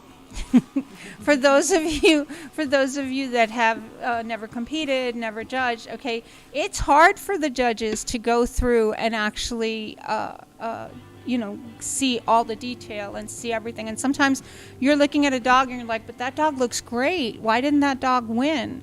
All right. And when you lay hands on a dog, okay, when you're out there and you put your comb to the dog, you definitely see things that you don't see from the screen. Okay. So always keep that in mind.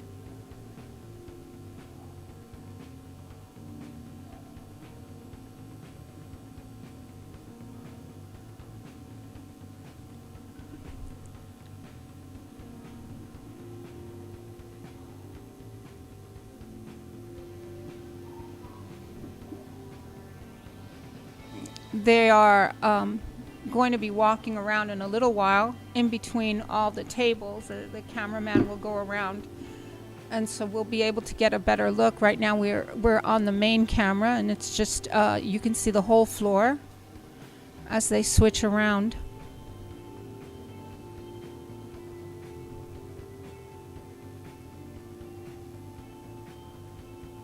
Wouldn't be easy for judge, because I think all of them, they are very good groomers. Yes, we do have an amazing amount of talent, okay, on this floor today.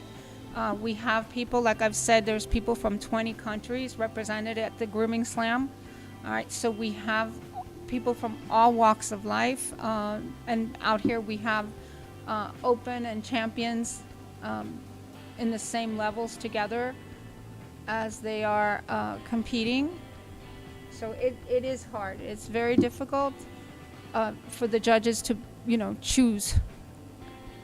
And sometimes it requires a lot of work. They're going to go around, they're going to make their notes, they're going to put combs to the dogs, they're going to touch the coats, they're going to check all the clipper work and all the detail work. And sometimes it can come down to just, okay, this dog versus that dog because the clipper work was better, because the technique was better. So it depends. You've also then got judges that might have different points of view and they have to discuss between them and place the dogs if there's more than one judge, which there is. And they would have to deliberate and possibly have a little argue over, it could be between first and second place. And like you say, some might go, well, I prefer the finish on this, and one might say, well, I prefer the shape on that one. Right. I might like, you know, the head on this dog, but you know, its legs don't look grand. But another one will go, yeah, well, I like the outline better, and Well, the head isn't the best. they're gonna be looking at, they look at profile, so they look at overall profile. They're gonna be looking at condition of coat, condition of layers, especially on the stripping dogs. Yeah. They're going to be looking at clipper work, for all the dogs that have to have clippered cheeks or faces or ears, the details are important. They're going to be looking at the cleanliness of dog. After all, we are groomers, so the cleanliness of the dog is very important. All right, did you bathe the dog correctly? Did you stretch its coat out correctly if it is a curly coated breed? All right, so all those things, are all being taken into consideration. They are going to check to see if you have any mats. A mat can throw your whole game off. You can do a beautiful trim and have an armpit mat and then have a problem. So it's important. So there's a lot of detail that goes into it. I love this one. I spotted that. The Dandy? The Dandy Dinmont.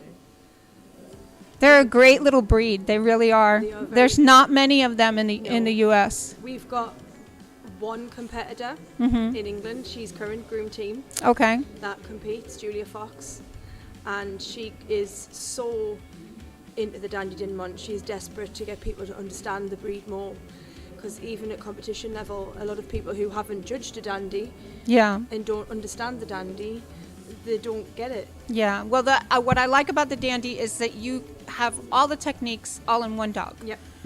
You're doing hand stripping, you're doing scissoring, all right, you're using thinning shears. So you have almost all the techniques, in one little dog, wrapped up in one little dog. And they are really, they're a great little dog as far as, they are, they're funny and quirky. All right, they remind me a lot of my Sealy, that just funny, quirky, high spirit. So they are great little dogs. And you're right, people don't understand them. No, they don't understand. But all the techniques are wrapped up in that one dog. See, look at the colour of that. It is deep red and dark black. Yeah. You clip that, you lose that. Yeah, you lose all that. It's beautiful colour. And to keep that maintained, because a lot of people go, well, some people take a hand strip, it doesn't even look like it's got any hair, and we're like, no, trust us. You see that finished, it will look well, very it's different. crazy, because when you really look at them, it's almost like a hair next to a hair next to a hair next to a hair, and it's just it's a perfect, it's perfection. When you have a beautiful hand strip dog, it really is perfection. Salt and pepper schnauzer, that colour is so beautiful. It's like pencil. Yeah, I like the black and silvers. Yeah. I think they're so pretty. It's the expression in their eyebrows. Yes. With the black and silver's stunning. And for those of you that are watching from the U.S., you'll notice that here Schnauzer ears are not cropped. It is actually a standard, a giant Schnauzer right here, and he's got cropped ears and a ducktail. Yeah, he's beautiful. But yeah, we don't But do cropping to and docking in to the us, UK. yeah, well, to us they look a little different. Yeah. You know what I mean? Like, we're not used to that. So when you see them, you're seeing that they are not. So here's a question: in US, do you hand strip their ears then, or do you clip them? Because No, they clip them. Yeah. They clip them. Where here we most likely You strip. hand strip, yeah.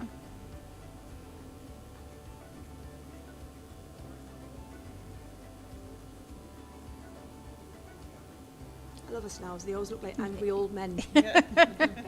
I think they act like angry old men too. There's the judges talking and chit-chatting, conferring.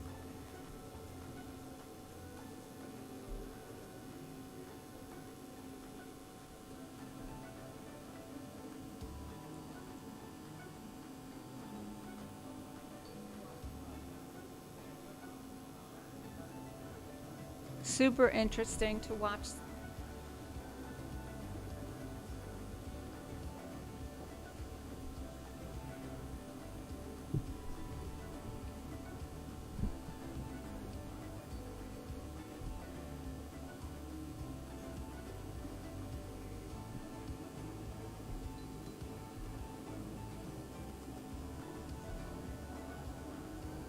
like you say, even those that have never competed before, go to a competition even if you have no intention of competing and watch the techniques. Well, I'll be honest with you. When I first started in grooming, I went to a show.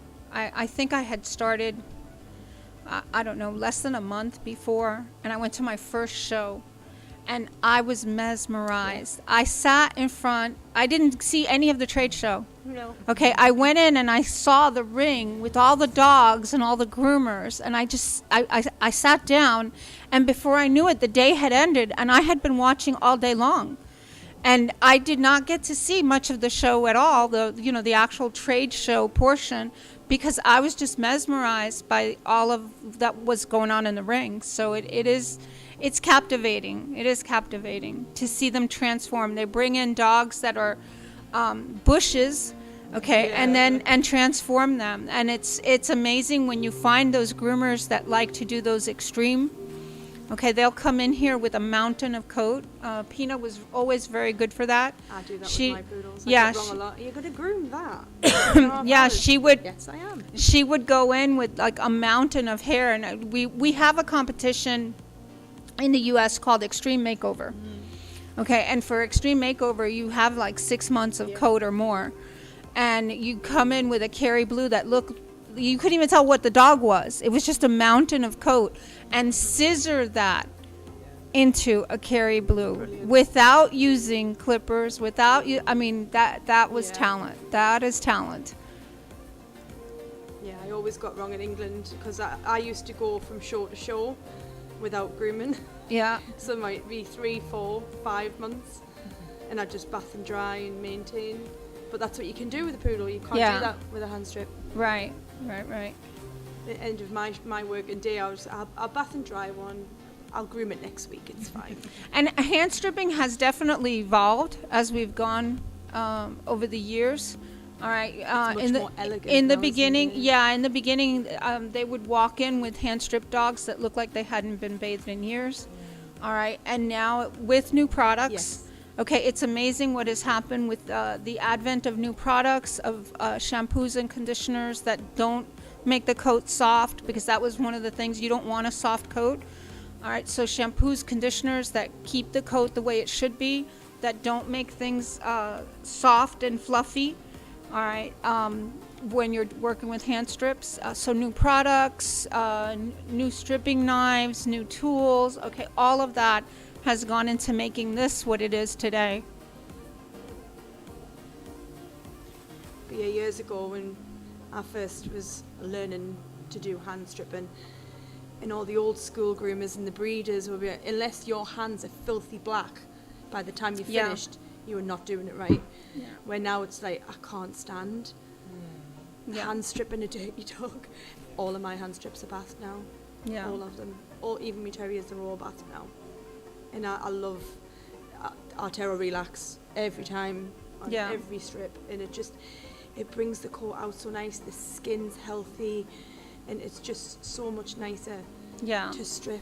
And No, you get a it's much nicer nice to finish, have it's nice to have good quality products. Absolutely. Okay, like I love Detox. Okay, I use the Detox on all my dogs. All right, on my personal dogs, and I mean, it's just amazing. It leaves the coat in such great condition. And It doesn't now there's change. a whole range now as well. Shampoo, we've got conditioning, spa. But doesn't change the texture of the coat. Doesn't soften the coat. So it's a really great product. It's beautiful. Yeah. Isn't it? But now we have the fragrance spray too.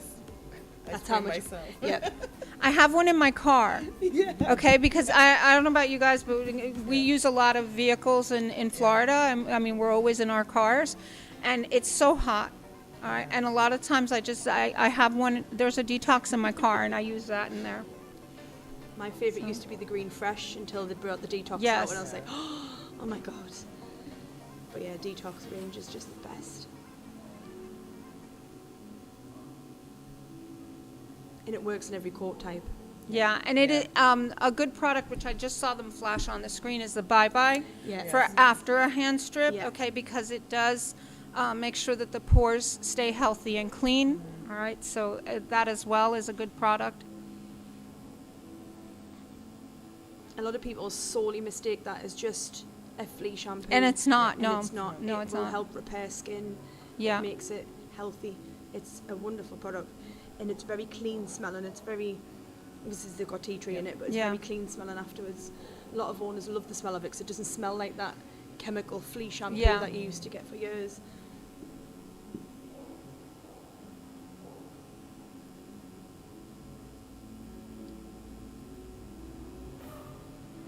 Nothing like pretty eyebrows of a Schnauzer. I think I like them more than the Scotty. Maybe because they can be so dramatic with the change of color, you know, because the color is different. I was thinking there you meant temperament. I was going to say there's nothing more spicy than a spicy Oh Scotty. no, a Scotty, yeah. I love Scotty stories when you're grooming in competitions. Pina, one year we were at, where were we? We were, I think, in Chicago at a competition called Backer. There used to be a competition called Backer, and we were up there, and they had brought her a Scotty to use. And for those of you that are from the U.S., you know Scott Wasserman, okay, is a terrier judge and terrier person mainly. And this little dog knew Scott and did not like Scott. And all he had to do was like walk by and she would growl and sass him, and it was so funny. Dog's name was Marquis. I will never forget that. I mean, all he had to do, he couldn't judge the dog. He had to judge it from a distance. He could not judge the dog, and he was the judge for that competition. And he had to do it from a distance with somebody's help because that little dog did not like him. That's the Scottish. And but the funny thing is that he knew the dog. I mean, he you know, it was a long-standing thing that Marquis did not like him. So hey, yeah, nothing sassier than a sassy Scotty for sure. This is the transformation I love on a Westie. The head, that headpiece. Yeah, that chrysanthemum look, that flower look is when it's amazing. done so well, it looks so beautiful. Okay, we're here talking, so in the hand strips. Now we're talking about Scotties, and I want to know what your favorite breeds are. So tell me, which one? Mine out of the terriers is the Scotty. It is I've the always Scotty? said to people, everyone goes, "What if you didn't have poodles? What would you have?" And I was like, I couldn't have one to live with because it would probably eat all my poodles, but I would love a Scottish Terrier to compete with. But we have no breeders near where I am. They are hours and hours away because I'm literally right up in the northeast of England. Right.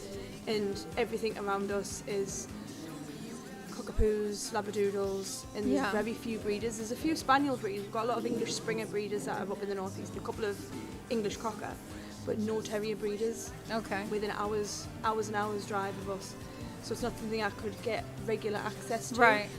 But I have a really bad soft spot for grooming a Scottish Terrier. We've got loads of pets that we groom, and I've got 5 that we hand strip that are pets. They come every 6 to 8 weeks, and I love doing them. And everyone's like, oh, I really don't like Scotties. I love a naughty Scotty, and all of ours are very sassy. But yeah, Scottish Terrier for me, absolutely.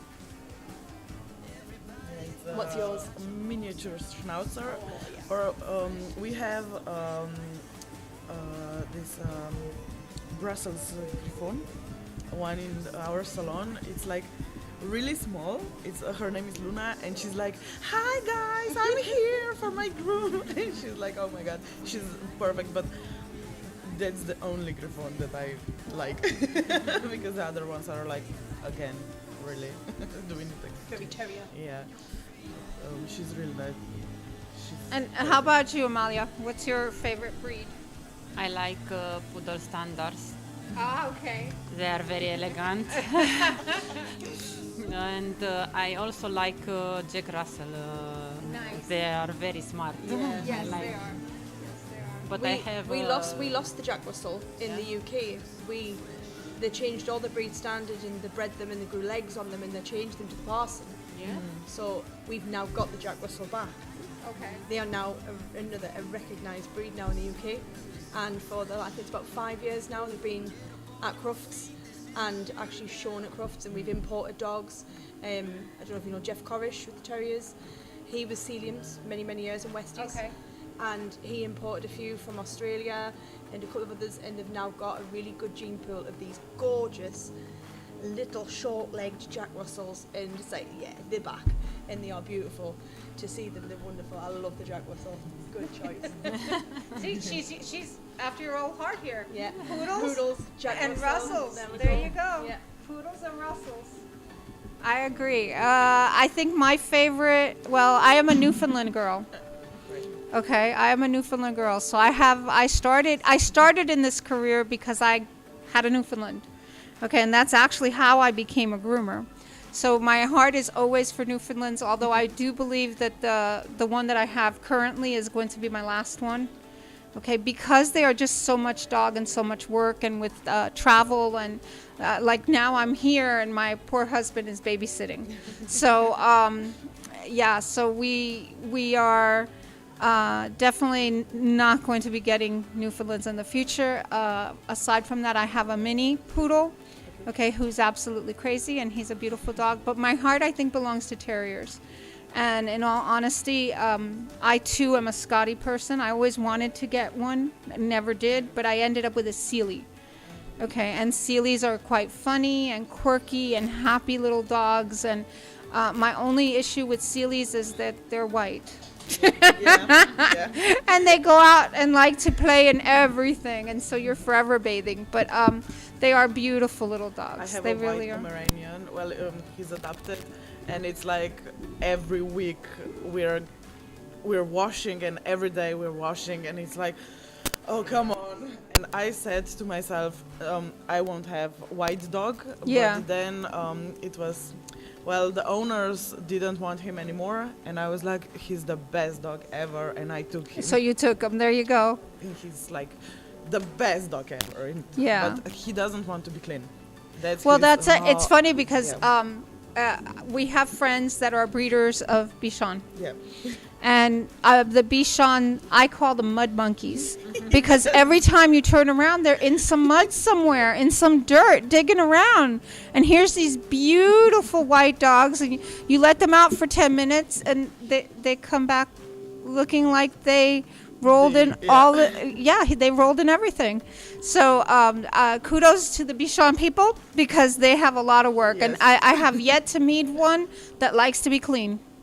I have yet to meet one. They all like to be. They're all sassy little things that love to be playing in the dirt. And it's funny because people think that our dogs are not dogs when they're show dogs, and our dogs are dogs. Our dogs, yes. And they go out there and they play and they get dirty and they need to be cleaned up. So I'm glad I work with Artero, because we have a great selection of products to keep our dogs clean, because our dogs are dogs for sure. They work hard, they play hard. Look, the little Westie.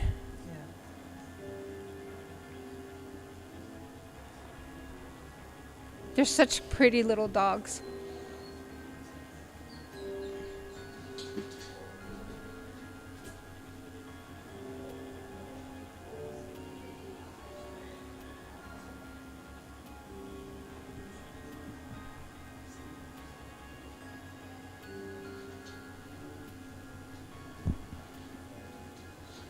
The groomers have been grooming for about an hour and 10 minutes now, maybe an hour and 15 since they made the announcement.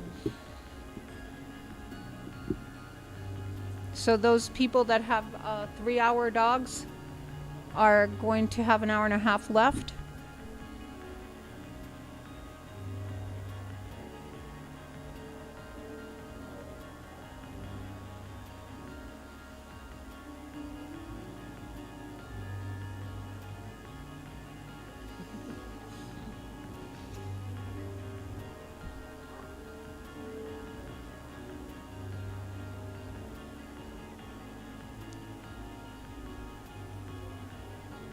I think they heard us because they're busy putting stuff on detox on the screen. So, and we didn't plan that at all. We were just talking about the product. We did not plan that.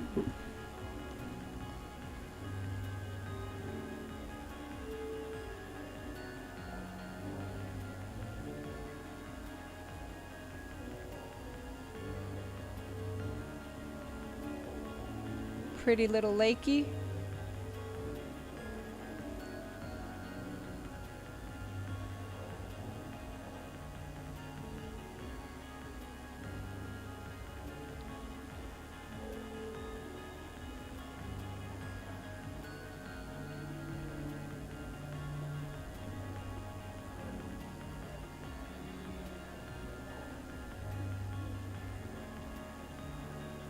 there's a lot of more spectators now starting to arrive. Yeah, we're getting well, it was early. Yeah. So it's now 10:30, so people are up and about, and some people that are not competing today have come in just to take pictures, just to see what's going on, just to get an idea.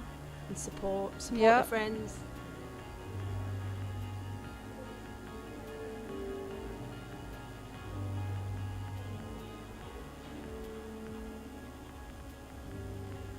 Some people got a slow start.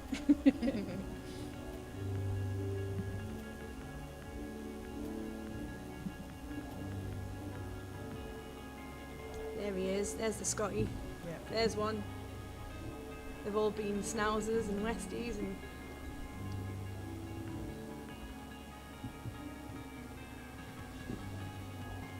not a care in the Tough world. little dogs. Yeah, they're tough little Let's face dogs. it now. I don't want to stand that way.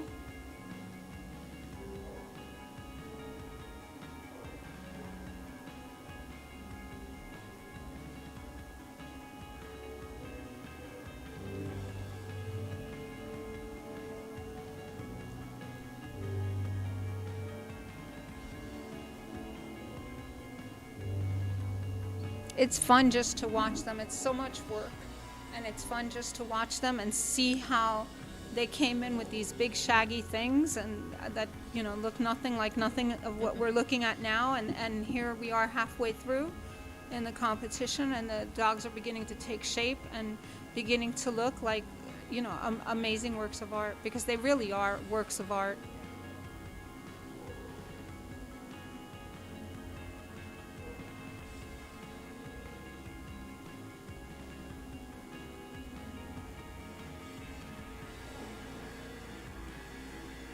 And as a groomer, you're forever learning. Okay, so just even watching some of the techniques that are being used, okay, you're forever learning something new, whether it be the use of some new product, whether it be some new technique with your shears. All right, as a groomer, you do not stop learning. The moment that you decide that you're no longer learning anything, you need to hang up your shears and be done, because there's always something to learn, whether it's a new breed, a new technique, a new tool, a new product. Okay, we are forever developing new and better things that are good, better for our dogs, better for our hands and our wrists and things. All right, so you're always learning something.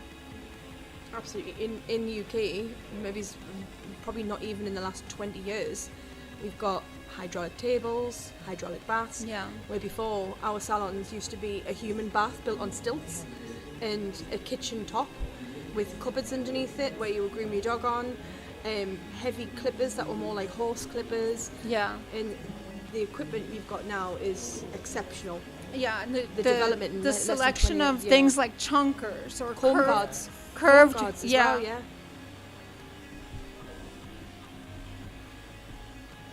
And also the cosmetics is Absolutely. It's different.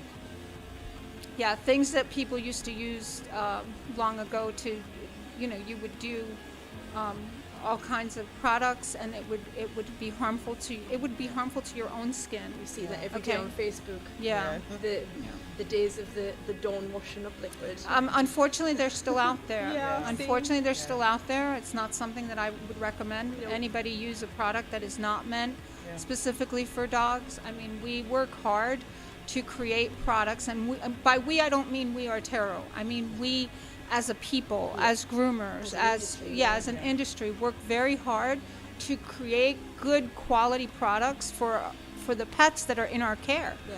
All right, and I do believe that we should honor those pets, which is that's what we're all doing here. We honor the pets in our care by using good quality products, whether it be Artero or another brand. Okay, we do need to use those products that are made specifically for our pets. We do them a disservice when we don't. Yeah.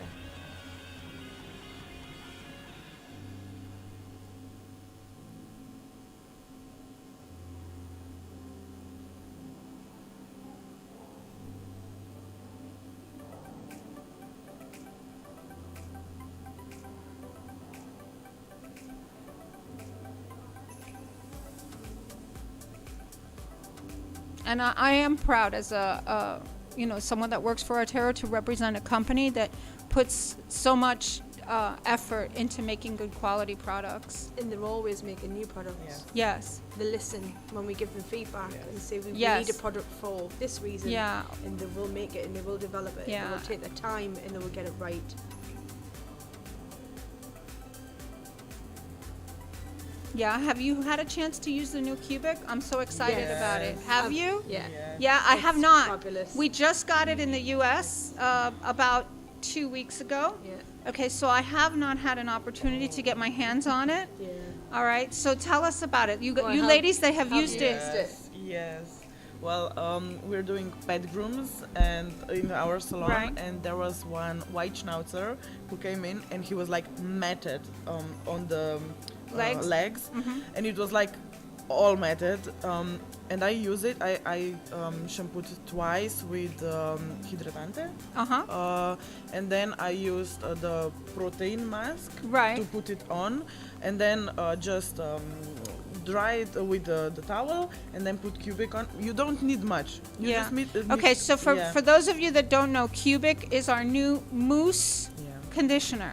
Okay, and it is a leave-in. You use a little bit of the product. Okay, they only sell it in the smaller containers because a little bit goes a very, very long way. Yeah. Yeah, but some people think that it's not enough. Like somebody said, oh, but it's so small. No. But you don't understand. You don't need a whole lot. It is a leave-in. All right, It's a lifesaver. So keep telling us. Yeah. Keep telling us. And then I just took the slicker brush, and I just with the hand dryer. The hair dryer, mhm. and I just the mats went all off, and it was like time saver. And the dog was not, when you have to demat them Yeah. and there, and you not know that you hurt them, but it's not easy for them because Right. No, yeah. you have to take these mats off, but you cannot do it like this. Now Yeah. with the Cubic, it's much easier, it's safer, and it's you do it quicker. So Okay. yeah, But and it's putting condition in there as well. Yes. So every time you demat a dog, you're damaging that hair and Yes. you're Right. overstretching it, and it loses its elasticity. The Cubic's actually putting that back in. Yeah. Okay. So when you're leaving that in, it's putting almost like a coating over the top, Right. and it's protecting that hair and giving it the elasticity back. It's brilliant the way it works. Absolutely brilliant. That's awesome. It's really good for double coats as well. So when Well, you've got those I've got that heavy- big. I have Yeah. that big Newfoundland, so Yeah. I'm going to Putting it be. in that long hair, especially like in the rear and in the long Yeah. feathers on the front Yeah. legs, and blow drying it in, and it really helps all that dead hair slide out. Without Well, I'm having going to put be too much using it when I get home. I'm looking forward to it because I just got it, so I am looking forward to getting my hands on it and using it. And yeah, it just made its way to the U.S. in our last container, so I'm super excited about that for sure. I'll use it as a leave-in on the poodles as well. Yeah. So after I've bathed and dried and blow dried and I band them all for maintenance, I'll put the Cubic in my hands, Right. and I'll pull it through and leave it on Right. ears, top knot and neck hair, and it helps protect. So when mine are out, because I live on the seafront, so mine are down the sea, or they'll be up in the fields, so they've got sand and sea and all the stuff Yeah. that goes with it. And mine now can go, they used to get bathed twice a week, now they can go 7 to 10 days in between because they've got... Well, I'm going to also try it on my Mini because my Mini plays hard with the Newfoundland. Yeah. He thinks he does run the house. He's a boss. The Mini, he's young. He's a year and a couple months. All right, and he definitely runs the house. So I'm going to be using it on him because he rough and tumbles. And so I need to make sure that neck hair and things like that. We use him in competitions. Yeah.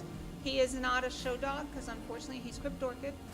All right, Okay. so he's not a show dog, but he is a beautiful boy, and we use him in competitions. I've loaned him out to competitors. Pina uses him in demos, okay, when we're doing education, so things like that. And so we keep him in long coat, or in longer coat, and neck hair and things like that are often. Because he's rough and tumble, they often get matted. So I'm looking forward to see how it works for that for sure. We were told that we have about 5 minutes left for the workshop for small and medium dogs. So we're almost there.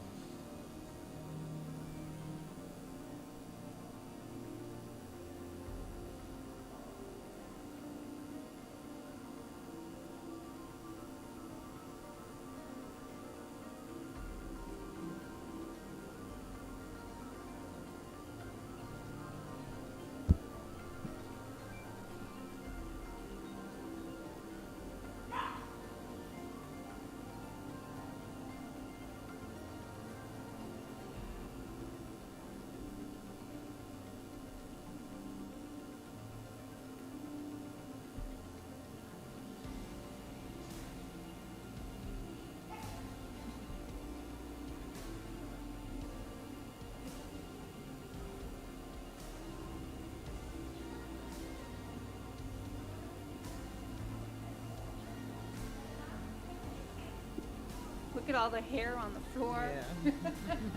Yeah.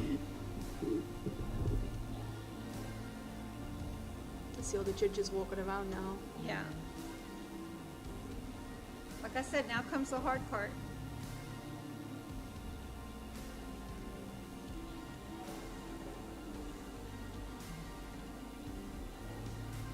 For those of you that have not competed and are looking to get your feet wet in competition, okay, it really is a lot of fun. All right, it may be a lot of work, but once you're in there, you're just doing what you do every day. Groom your dog. You know, groom your dog, have fun. I mean, we're groomers for a reason. Especially if it's your own dog. Because like I say, for my competitions, I would go competition to competition and just grow my dogs in. So that was how I maintained my non-show dogs, by doing the competitions. Because it's like, if I'm going to give it a haircut, I may as well go and do it for a reason. Yeah. Why not?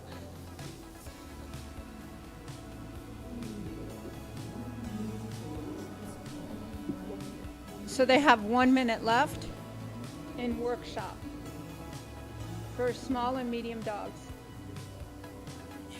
And then it'll be scissors down.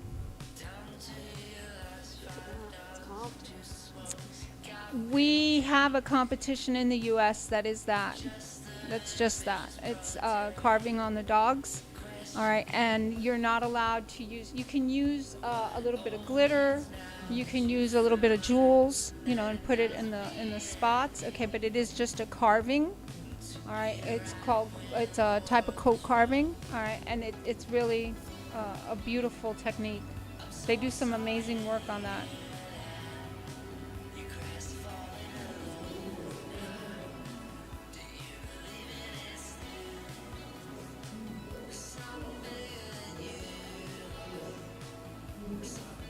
And that's it. Scissors down for workshop, small and medium.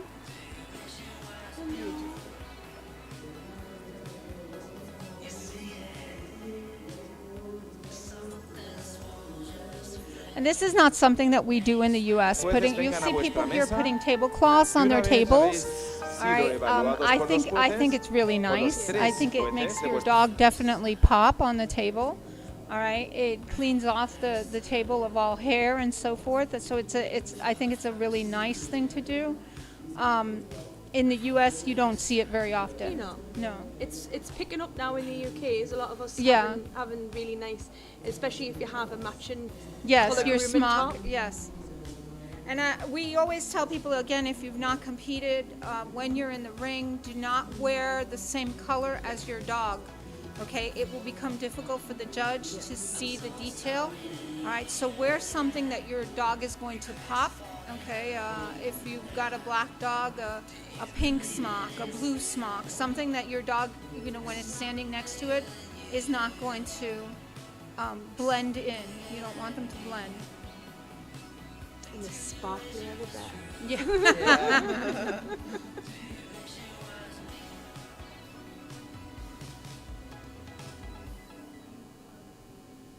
On this little one, they put a collar. They put some little details, of bows.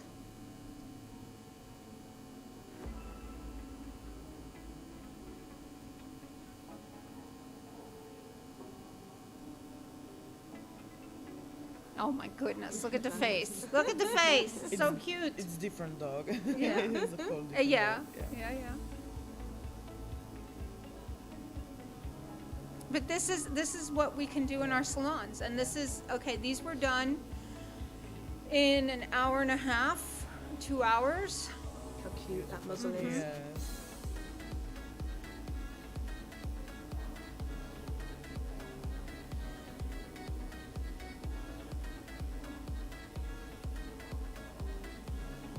And the judges are looking for things like technique, balance, is the dog even, are the legs the same size? So they're looking at all these little details that you're not seeing from your screen.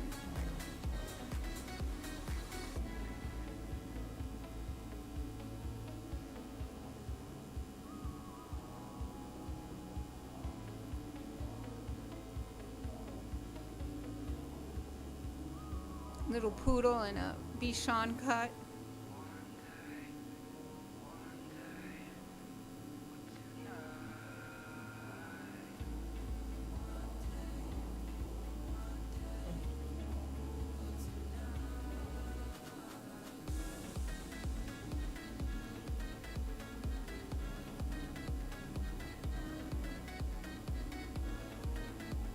I always wonder if it's hard for them to judge when they are poodle judges and things like that, that they go in to judge these little classes that are different because they're used to judging poodles.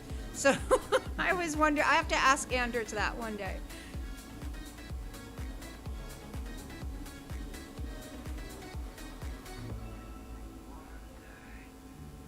Oh my Even a goodness. table topper Yes. has butterflies on Yes. to match the dog.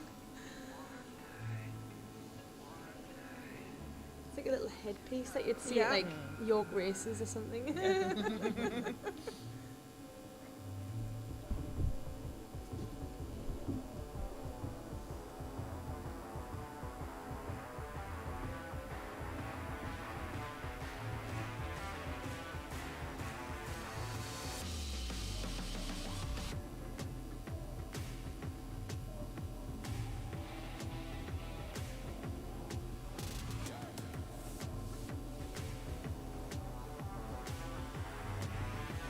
This one did a little abstract art on there as well.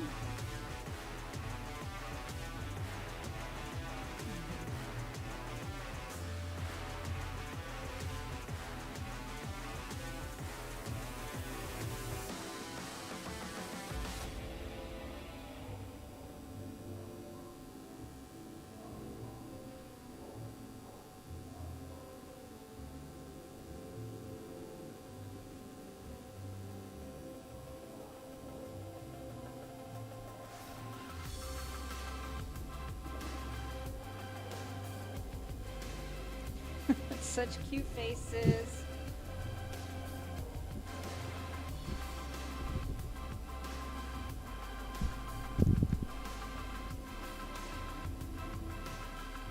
The nice thing with this class is that you can use any type of dog that you like. So from little mixes to purebreds, you can, as long as the dog is needing a haircut and you could do something creative with them, you're definitely able to use any dog. Now in the US we have this class as well. I don't know in UK, but in the US we have this class, but it does not garnish groom team points. No. Okay, No, this I is don't know. this is just a fun class to do. It you know, you can get first place with it and so forth, but it is not part of Best in Show and does not garnish Correct, groom team yeah. points. Ours is the same. There's only the 4 main categories Right. for your groom team points. However, in some of our non-EGA competitions, they will allow them to compete for Best in Show. Yes, right. For the workshop, so we have Open and Champ class. You guys, it's Open is like our Champ class, I think, isn't it? Is Open your highest Yeah, category? Open is our highest category. Ours is Champion, Right. and then we have the Open class. And we have the Open, the Champ class for each category can compete for Best in Show at the non-EGA shows, including Right. the Asian class as well. Okay. They can compete as well. The only ones that don't normally get allowed is the beginners and the intermediate class. our younger ones. How are competitions in your country? We don't have any competitions. You have yet. none? No, Okay. we're a really small country, so not as yet. But are you allowed to compete in other countries? Yes. So you guys compete in other countries? Do you have a groom team yet or no? No, not No, yet. so working on it. We're working on it, and I hope to have it soon, so we can beat the UK's. Sounds good. Hey, listen, goals are important. I met Goals the are UK important. team on jornadas, yeah. and we talked, and I was like, no, I don't want to compete. There's but Me and Cheryl. yeah. They Okay. just talked to us, and I was like, okay, maybe. And now we're like, You need to try it. Yeah. You need to try it because those don't know if But you you know don't try what? it, And yeah. those are the goals that you Yeah. need to have. Those are the goals as an industry that we need to have. Okay, to elevate all the different countries and different areas. Okay, to a standard where they can have a groom team if they so choose. Yeah. You know, if they want to do it, they should have it. They should be able to. How about in Romania? Do you have competitions there? Yes, we have. There are two competitions under the AJ rules. Okay. And I want next year to organize a competition only for a small competition only for beginners because we have a lot of talented groomers. And they want to compete, but they don't know how to present themselves to competition, and we want to do it like a small workshop. Okay. We have in the U.S. we have something called Career Start. Okay, which we've sponsored a couple of years, and Artero, and we enjoy that because Career Start is for groomers that have never competed. Okay, the way it works is you can never have competed. Okay, and you have to have been grooming for less than a year. Okay, so a year is maximum, no more than a year. All right, and so it's their very first competition. Okay, and usually we try to make it fun. We give them a little extra time. They still have to do breed standard. All right, to start off, there is no in that class there you can. It's similar to here where all the different breeds can compete together, but it must be in breed standard trim. All right, and then they're divided up by hours. Okay, you can do hand strip, but it's not required. Okay, so you can do it with clippers if that's if you're just starting out. Because remember, a year you may not have the technique or the dogs, to be able to do the more extensive part of like this hand strip that we do here. So. It is an awesome opportunity for people to get started, and we give them prizes. Okay, they have like gift certificate to spend money at their first show, and so that type of thing. So it's a lot of fun. It really is. So I can see doing something like that in your country for people that are starting, and you can always adjust the rules. We have, I think there's in one of the shows there's first timer, and first timer can be a groomer for many years. And so that's the difference between Career Start and first timer. Yeah, we've got beginners and intermediate, so the beginners class dependent. Some of them have them up to 1 year, some have them up to 2 years. It just depends on that show's rules. And then the intermediate class is either 2 to 3 years or 3 to 4 years. Right. Once you move out of the intermediate, you then move into our open class, and then your open class you win out and you move into the champions class. We also have one called the Rookie Challenge, which is similar. It's not necessarily a career start, but it's those that have never competed before. So they may have been grooming 5, 6, 7 years, but they've never competed, they've never progressed anywhere, and they want to dabble and see how it feels. And the class winners, best in show winners, are not allowed to enter. So it is literally just for those, so they feel a little bit more confident that they're not going to go. So that'll be fun. Like that. I can see you doing that, and that'll be a whole lot of fun for them. Absolutely. To be able to have something new, something different, less pressure. Our Rookie Challenge sells out like that. As soon as it goes live, you'd say you're in there, you've got to get a class because they're so excited that they can go and do something where it's just them on their own, and they can do, like you say, they have a bit more time. They've got all the different dogs that they can do. They're not down to having to do pure breed or hand strip or poodle. They can do clip, they can do scissors, they can do whatever they want. So it's nice, it's good, it's really good. Yeah. So that we'll be looking forward to seeing that then.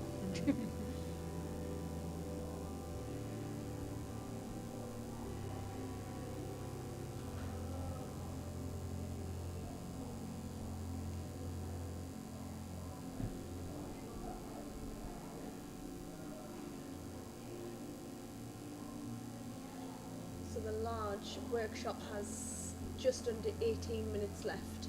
Okay. They've actually put it up on the screen now.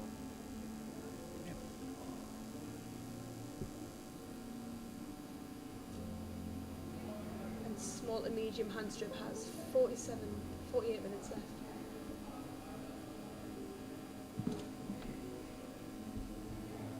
Flies by when you're having fun. It does, yeah, for sure.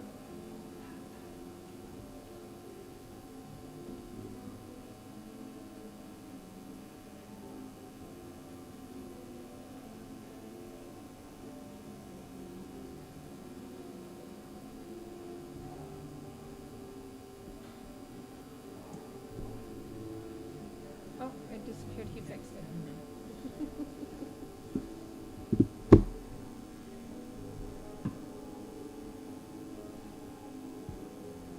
Some of these dogs are just taking shape. It's amazing.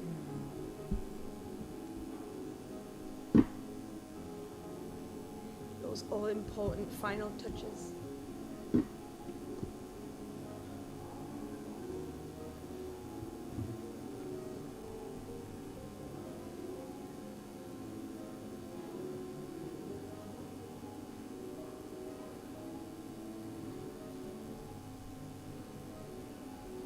Did you see we have people from Singapore watching us? Yes. And all over the world. Isn't that crazy? Maybe they can put in a chat where are they watching us.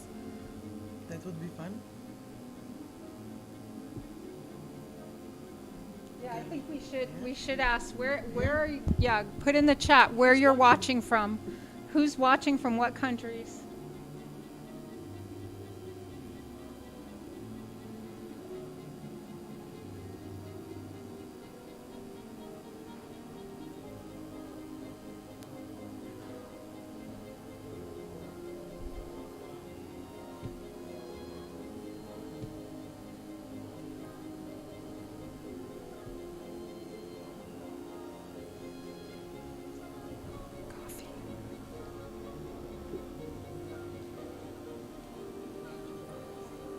Okay, now we're going to switch over for the bathing area. I'm going to give you a little tour, and we're going to get moving to that area, and we're going to take a break. So we'll be back.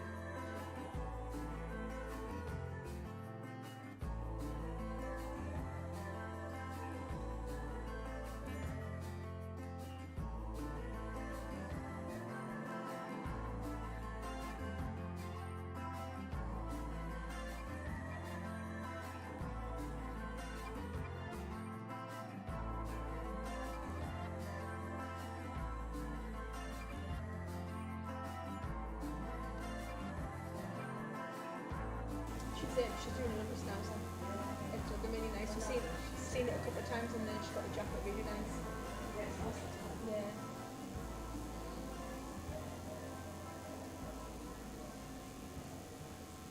See, this is the thing in England. We lack so many. Talented And we're on again. And we're on again.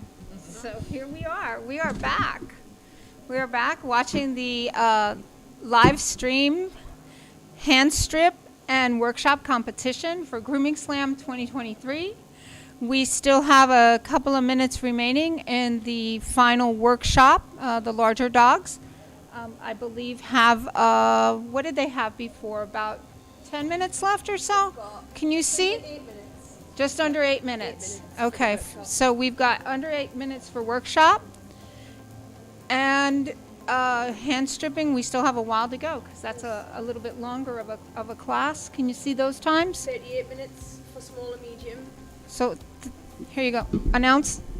38 minutes for small and medium hand strip, and 1 hour 7 minutes for the large hand strip. Okay, great.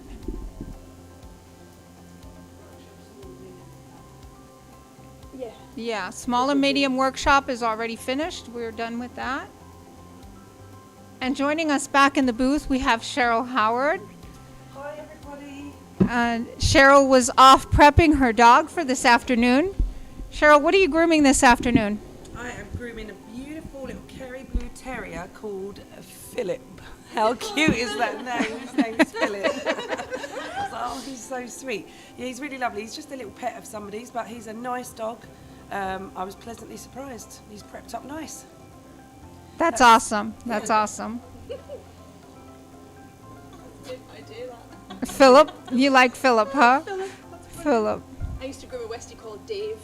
Oh, okay. He was definitely a Dave. Well, all of my dogs have, people names. But yeah, I have Simon, is my Newfoundland, and Ian is my poodle, my mini. Yeah, his name is Ian, and he's definitely an Ian. Has he got little man syndrome? He's got something. Yeah. He's got some syndrome. I don't know what syndrome. He's got some syndrome. He's got to have a say in everything, for sure. And he's a toy boy. He loves his toys. Oh my gosh, does that child love his toys. He chews all the ends off, like the tips of the ears and the tips of the tail, but he doesn't ruin the toy. So we still have the same toys that he started with, but like his little bear is missing its nose. Okay. The tips of the ears are gone because those are chewed. So, yeah. But he loves his toys.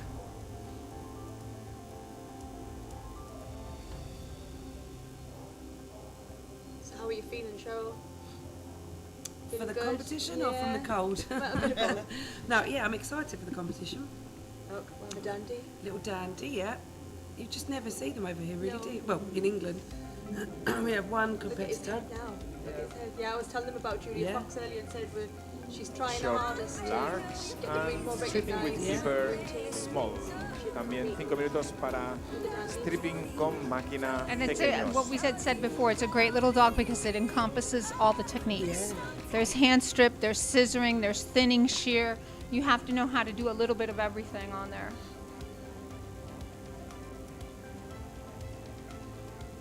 The concentration on their faces. Yeah. That'll be used, that I know. Don't do any close-ups with me, I've got a snotty nose. That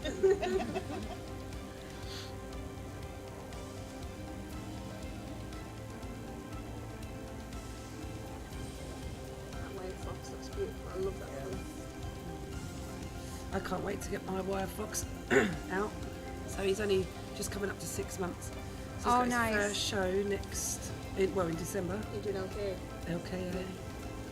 Yeah, I've never stripped for show ever. So it's something new, and that's something that we were talking about. Education is key. We are forever learning as groomers. Okay, the moment that you stop learning, you might as well hang up your shears and be done. All right, it is so important to learn new techniques, new products, all new things. All right, because we are forever in motion and changing and growing. Well, I think people should get out to as many seminars as possible. Absolutely. In person you learn so much more than watching a video online. You need to see it up close and personal.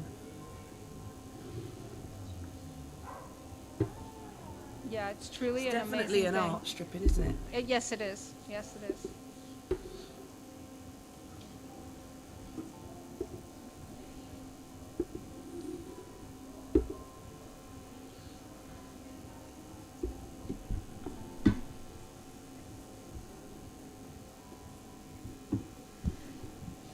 So we're here watching the live stream, and we're got the end of hand stripping. We just got a couple minutes left on workshop on the large dogs. What do we have, 2 minutes? 3 minutes left. 3 minutes left on the workshop. And that's large dogs. The small and mediums have already finished and are already being judged. The judges are walking around. You can see them checking everything out on the hand strip. They like to see things as they get done. Now is the time where they're all looking for them last minute perfections, what they can do to bring it all together. It's a nice feeling, this part of the competition, because you're like, yes, I'm nearly done, I'm nearly done. Or it's awful. Yeah, or it's panic, like, oh my god, I'm not going to finish. I think we've all been there. Well, it's important when you're competing. You do need to time yourself. Yeah. Okay, timing is of the essence. You need to know how to divide your dog up, and that's why in the months leading up to competing, a lot of times what we will do is we will have workshops with the competitors so that they can be timed in doing the pre-work of their dog. And so that way they can divide the dog up into sections. What I used to do personally is I would start with the rear, okay, and I would set in my rear, set in my front, okay, do the top line, all right, so, and then from there, go taking the pieces. The last thing I would do would be my center, which would like bring it all together. Yep. All right, and so, and then the head piece at the very end. And once you do that and you divide that up, make sure to leave yourself a good 10 to 15 minutes at the end, just to like go over and dust everything and make sure that everything is where you want it to be. So very important to divide up your time.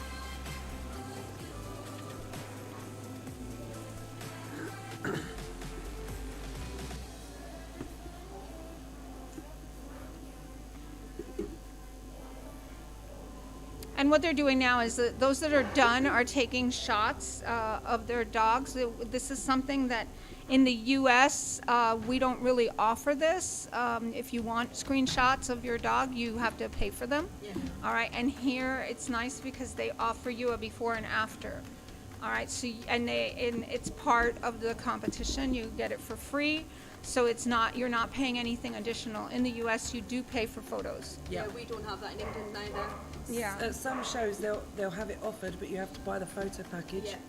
There'll be an external photographer. Yes, and that's what we do as well. Yeah. Yeah, here we have our own photographer in Spain, and they do offer that and it's a nice service. It really is, because you can see the before, you can see the after, so that's always something nice to keep as a memento. And they are done. The large workshop dogs are done, so workshop is finished.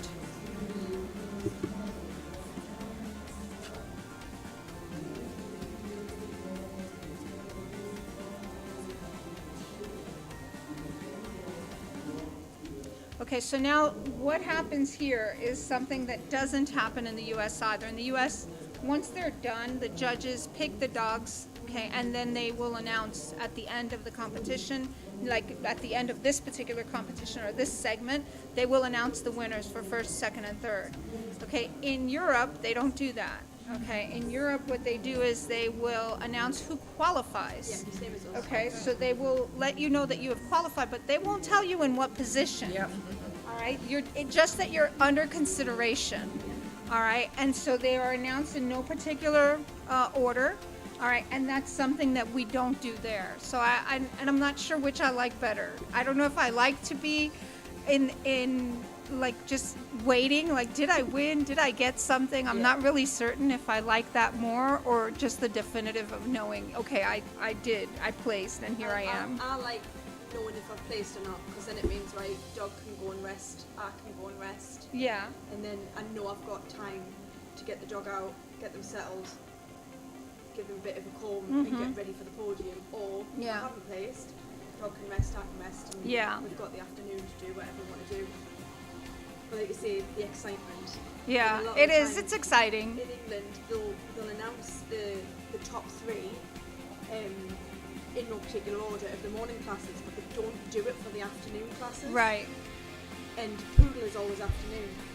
Okay. So we're all stood there with these dogs, spray ups, and it's the last class announced. They'll do all the morning paces, and then they'll do the afternoon. It's always the last class.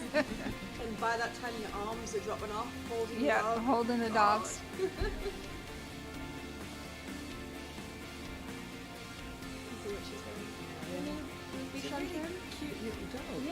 Yeah. And what we explained before, these are all salon clips. These are things that you can do in your salon. All right, so here we have an obvious non-Bichon, okay, in a little Bichon clip. It's probably a poodle, and they've put him in a little Bichon clip, which is nice because it's an alternative for those clients that maybe don't want a poodle trim or don't want the same thing, you know, and they want something a little different for their dogs. So those kind of clips, the poodles in the Kerry Blues, the poodles in the Bedlington, okay, and the poodle is so versatile that you can change it around. Just grow some hair and change it around. So you can do so many things, and those are nice options for clients that want something different.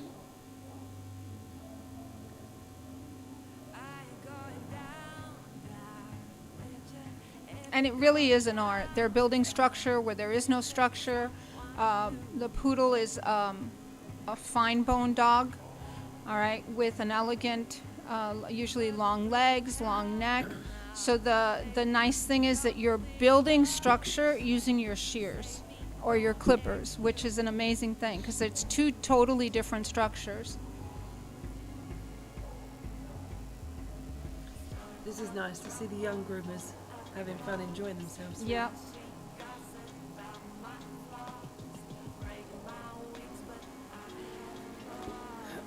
That is a busy, busy room, isn't it? Yeah, we have a total of 46 groomers on the floor. Wow. Yeah. There are 26 hand-strip dogs, and there are 20 of the workshop dogs.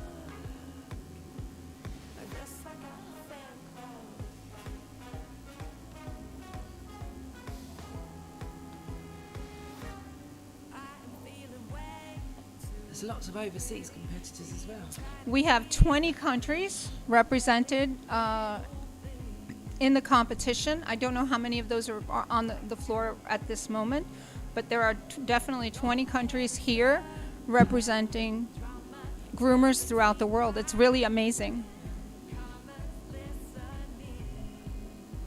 And the nice thing is that we all come together and we share the industry with each other, and we share the excitement of the competition, and grooming knows no strangers. No. It's Like an we said amazing this morning, thing. Yeah, we're all one big family. Yeah.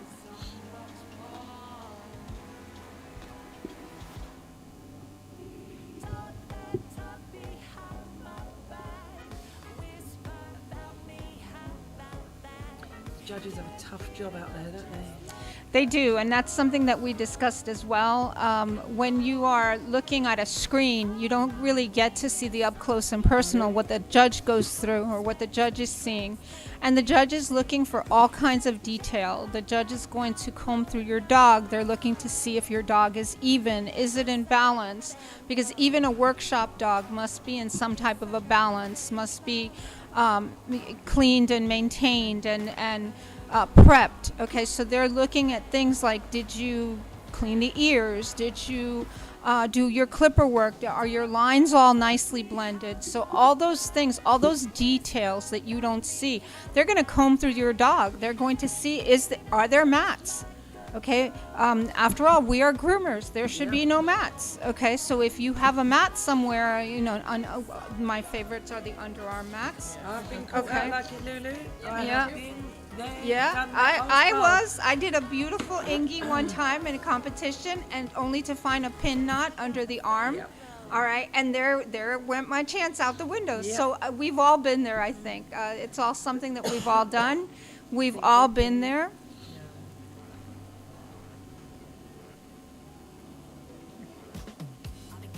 See, this is very clever. I'm terrible. I can't see past the breed standard to be creative enough to do this carving.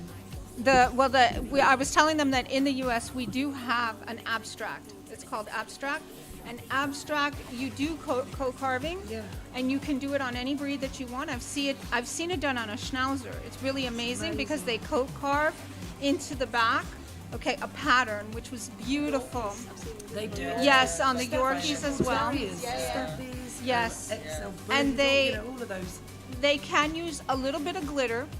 They can use a little bit of color in the lines, okay, and they can like be jeweled. They can put like little jewels, and that's it. It's supposed to be very simple, very basic, okay, and it's a beautiful technique. It's something that you can do in your salons. It is a way to make extra money.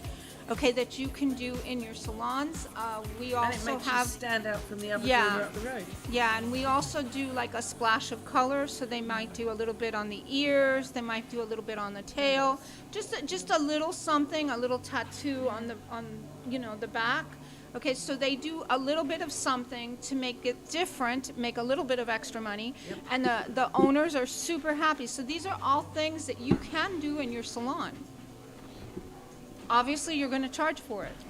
Okay, so you charge your, what it is that you're doing, but absolutely. Those eyebrows. Yeah. Susan, she's lovely. Santi. Mm-hmm.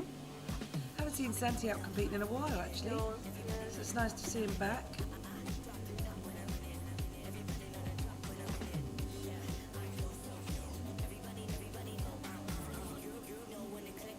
Gotta love a Westie head.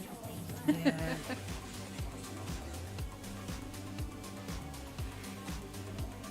There's the judge combing through, and she's looking at all those details, like we said. This is when, as a competitor, your heart is racing at that point as they're putting the comb in your dog. Yeah. Like, oh my God, what are they that going to long find? hair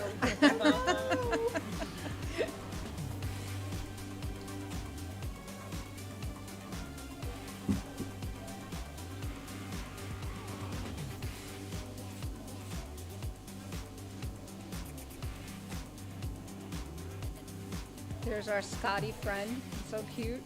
I've seen another one. Oh, there's another one on the other side. There's a lady further along, she's Yeah. doing one. Saying that my little weakness is a Scotty. Yeah, there's an Airedale. Now that's a lot of dog.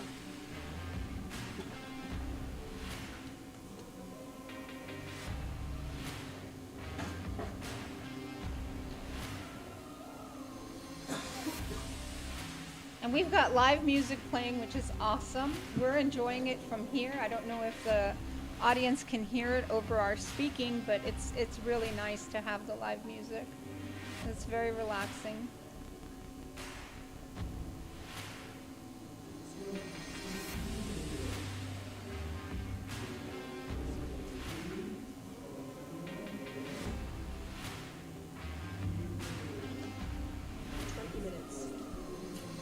So we have 20 minutes left for the competition.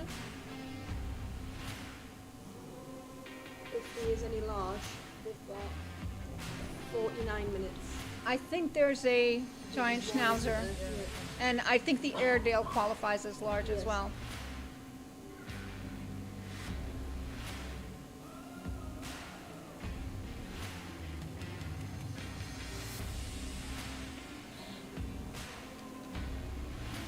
It's amazing how fast the 2.5 hours go once you're in that ring. Uh-huh. You feel like you've got forever. Yeah, you think, oh my God, this is going to be so long, and before you know it, time's up, scissors down.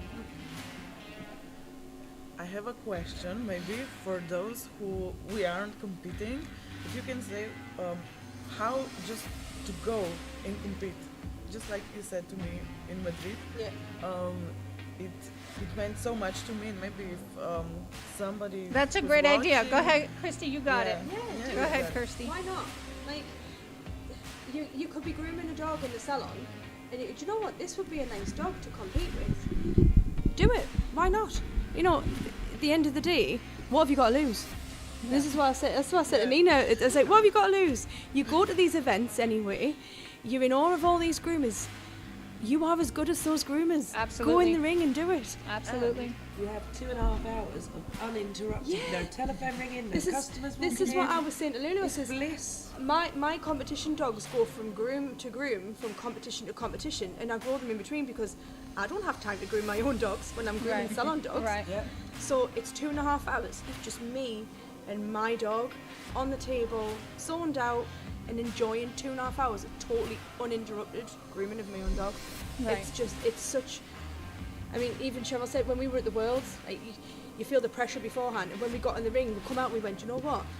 I enjoyed that. Right. I really enjoyed that, and that was like the pinnacle of what you would expect of stress to be, to compete for your team. And it's funny because when I was in the ring, it's funny because you think when you first go in there, you see all these other people in the ring, and you're like, oh my gosh, all these people. And when you start grooming, that they tell you, they call your time and they call for you to start. I couldn't have told you what anyone else was doing in the ring. I had no idea what anyone was or was not doing. I was focused completely on my dog, completely on my groom, no clue who or what. At one point, I remember in one competition looking up and going, oh, there's other dogs next to me, and like I hadn't even realized where they were in the process, where they were in the process, because all I'm focused on is my dog. And for those of you that are looking to start, okay, find a mentor. Find someone to encourage you, find someone to work with you, find someone that will push you, okay, to do what you perhaps cannot do on your own. Okay, somebody that'll stand with you, stand behind you, okay, and show you, okay, this is what you need to do. This is how you need to do it. Someone that'll help you train. Okay, so find a mentor, find someone that you can share the passion with, because there really is no other better way than that way. And then pick your dogs. Pick good dogs. Pick dogs that are good on the table.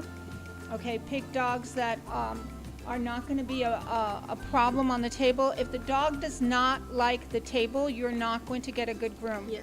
Okay, and also the dog being handled, because a stranger has to handle the dog, and the judges have got to come and... Absolutely. Yeah, we have had times where dogs have been dismissed from the ring for growling at, the judge or whatever. Okay, do not use dogs that are not comfortable being handled, that are not comfortable, okay, with this environment. Okay, the dog needs to like it. Okay, our main responsibility is to that dog that's on the table. All right, and you always got to remember that. Yes, you may want to compete. Yes, you may, but find yourself a good dog that enjoys the process. And usually it's our own dogs. Yeah. It's our own dogs, and that is part of the bonding experience with our own dogs going out there. I love that 2.5 hours of just me and my dog. Yeah, and it's funny because I don't compete now, but I do lend my dog for competition, my poodle, okay? And he's amazing on the table. He loves it. And he loves, he's traveled with me. I haven't been the groomer, but he's traveled with me, and then I just hand him off. All right, and he loves it. And he truly enjoys it. He comes off, he's on a rock on the table. He doesn't move. He's a rock on the table. And then when he gets off the table, he's a crazy lunatic. Just running all over the place. Máquina grandes, medianos han terminado. Os recordamos que tenéis que esperar a los 3 jueces que vengan a vuestra mesa, que valoren vuestro trabajo, y una vez hayáis tenido a los 3 jueces, por favor, pasáis al fotocall donde tendréis, os tomarán la foto de vuestro trabajo. Once you've had the 3 judges coming over to your table and assessing your work. She always has a different hairstyle. Yeah, or different hair colour. Yeah.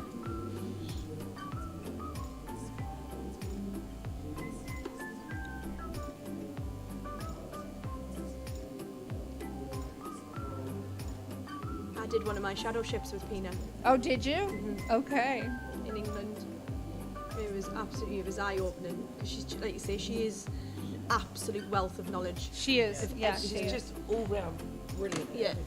And the one thing that I thoroughly enjoy is that the way she used to do, let's say, just for argument's sake, a Carrie Blue, okay, when we first started, that I started as her assistant, okay, to the way she does a Carrie Blue today, okay, is completely different because she grows. Yeah. She grows. She's not someone that's stuck on doing, you know, this way, okay? She's always developing, always finding new tricks, new tips, new things, new, you know, so it's an ever constant evolution. Yeah, it's an ever constant evolution. So you never get bored working with her at all. There's always something to learn. There's always something to learn. And she reads a standard like nobody I know.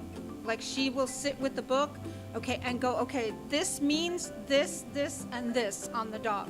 And explain to you exactly what the terminology means, exactly. So it really is an amazing thing. And this is how you translate it through your arm, through your hand, and onto the dog. You know what I mean? Take the written word and put it on the dog, and it's amazing. If you ever get a chance to talk to her about stuff like that, a wealth of knowledge. We had her last year. Yeah, at the conference. And she blew the audience away. Yeah. With every single We spent, detail. what, 10 minutes outside with her? Oh my God. And she just blew my mind. She's brilliant. There's not a lot you couldn't learn from that lady. Yeah. At all levels. And we do have some amazing judges here. Pina's not the only one out on the floor. No. We have Kiara is amazing. Yes. She is a hand stripping genius. All right. But she's also Denise. really talented with her scissors as well. Yes. Yes. Denise is also She's amazing. a very good all-rounder. And again, there's not a lot Denise does not know about breed standard. Yeah. That lady can tell you every single bit of breed Because standard. they're forever studying. Yeah. They're forever She picking up learns their books. They're forever reading the standards, even when the standards change, even when the standards, you know, there's updates. Okay, they are on top of it. They are always looking, always learning. Okay, Anders is a poodle genius. Okay, amazing wealth of knowledge.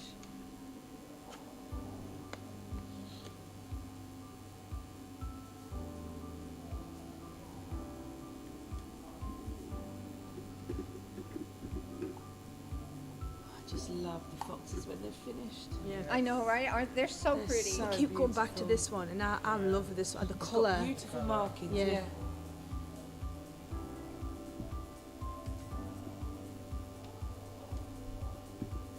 You don't see white Schnauzer in U.S. too much, and when you No. do, well, when you do, they're very incorrect. The ones that I've seen, it's very, very challenging to find a white Schnauzer with a proper coat. Yeah, they're all fluffy, aren't they? Yeah. They don't carry the They're these legs they're very these well, mega fences. coats. Yeah, they're these mega coat things that are not correct, that are soft, that yeah. So yeah, it really is absolutely amazing to see here.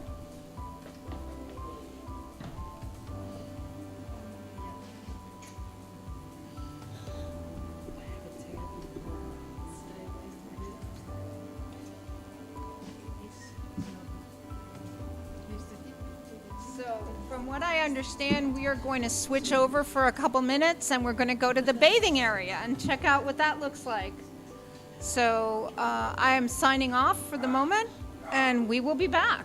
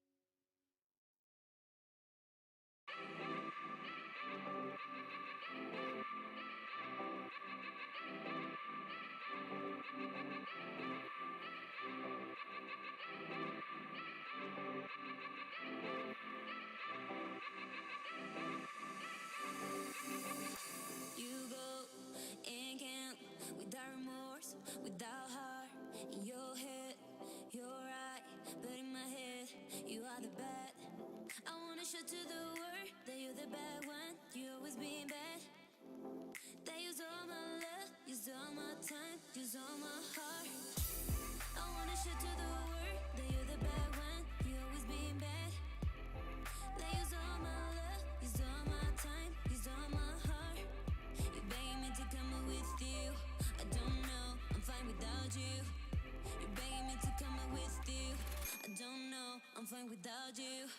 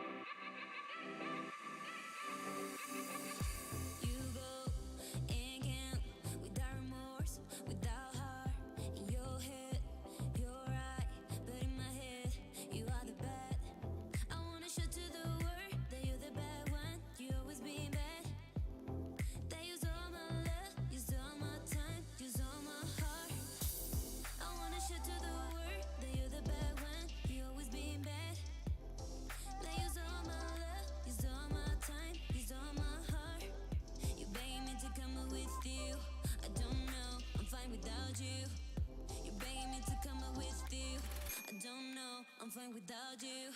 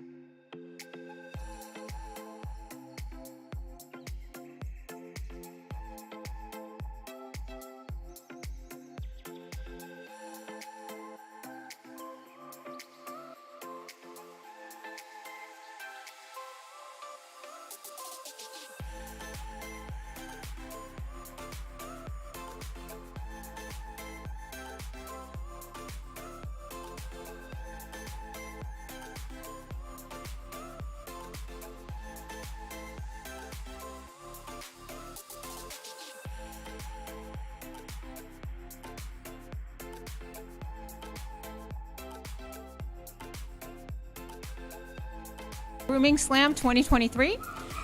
We are in the middle of actually we're at the end of the hand strip session. We should just have a couple more minutes on large dogs. There's literally one minute left on the large dogs. 30 minutes on the large ones. Oh, 30 minutes on the large. 1 minute on the medium ones. So we are back. we would like to ask all of Cheryl's employees to please go back to work because we found out that they are watching the live stream instead of working. So if you could, ladies can all go back to work, please. All right, that would be nice. That would be great. Okay. Earn some money. No, we really do want to thank everyone that is watching. We have had, during the morning, we have had over 2,000 listeners, okay, from all different parts of the world. So we do want to thank you all for joining us at one point or another and bearing with us and our craziness as we have discussed all kinds of topics here. So thanks so much. For those of you that are joining us, my name is Lulu Rodriguez. And I am with Artero in USA. All right. Along with us, we have, if you ladies can announce who you are and where you're from. I'm Kirsty Hunt, and I'm from the UK, and I'm also part of our Artero, I was going to say creative, we're not creative anymore. What are we now? We are the styling team. Styling team. Artero Styling Team UK. Yeah. Okay, my name is Nina Pechlin. I'm from Slovenia, and I'm distributor for Artero. My name is Cheryl Howard. I'm also from the UK, from London, and I'm part of the UK styling team Artero. I'm Amalia Ceaușu from Romania. I'm a distributor and also the coordinator of the Artero International Academy. Awesome. In Romania, of course. In Romania, yes, in Romania. That is awesome. All right, so we have a nice selection of ladies with us here that are, we're just talking about all kinds of topics from grooming specific dogs to hand stripping to all different things. So now we are going to start turning over to the judges as they start to discuss the workshop. So thank you ladies for joining us all. You all have a great day and we will be back at 2:30. Thank you. Thank you. Bye. Bye.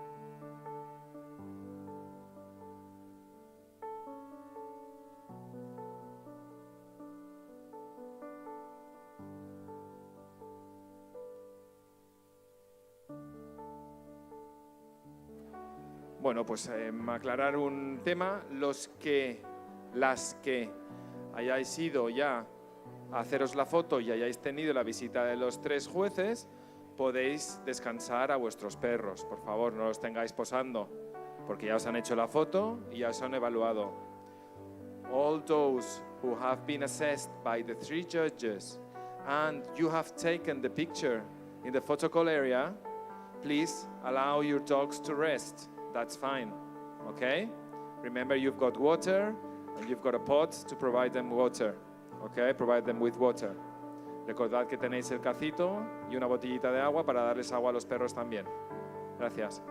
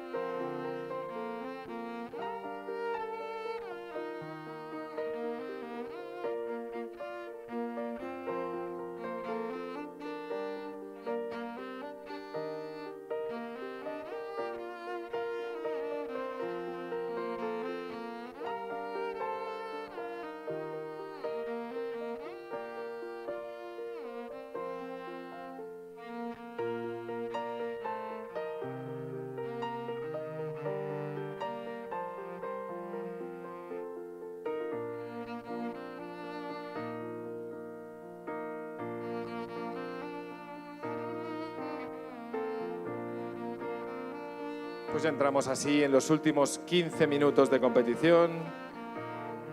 We've got only 15 minutes left to finish this competition. This first competition of the day, just for 15 minutes.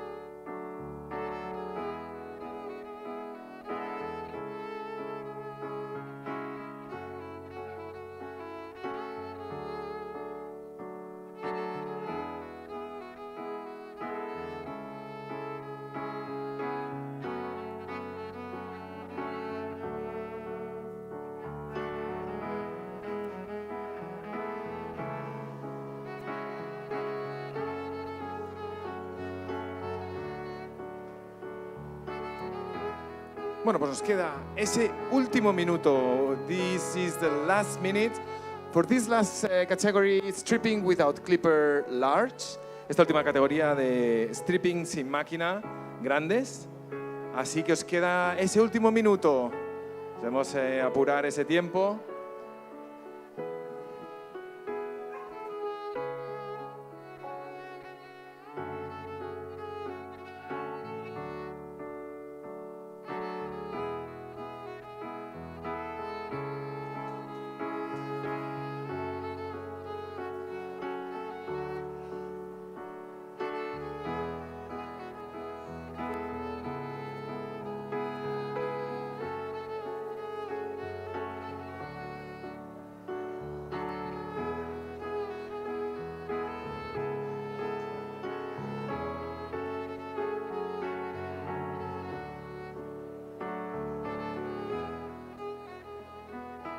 Venga, pues esos 10 últimos segundos, last 10 seconds.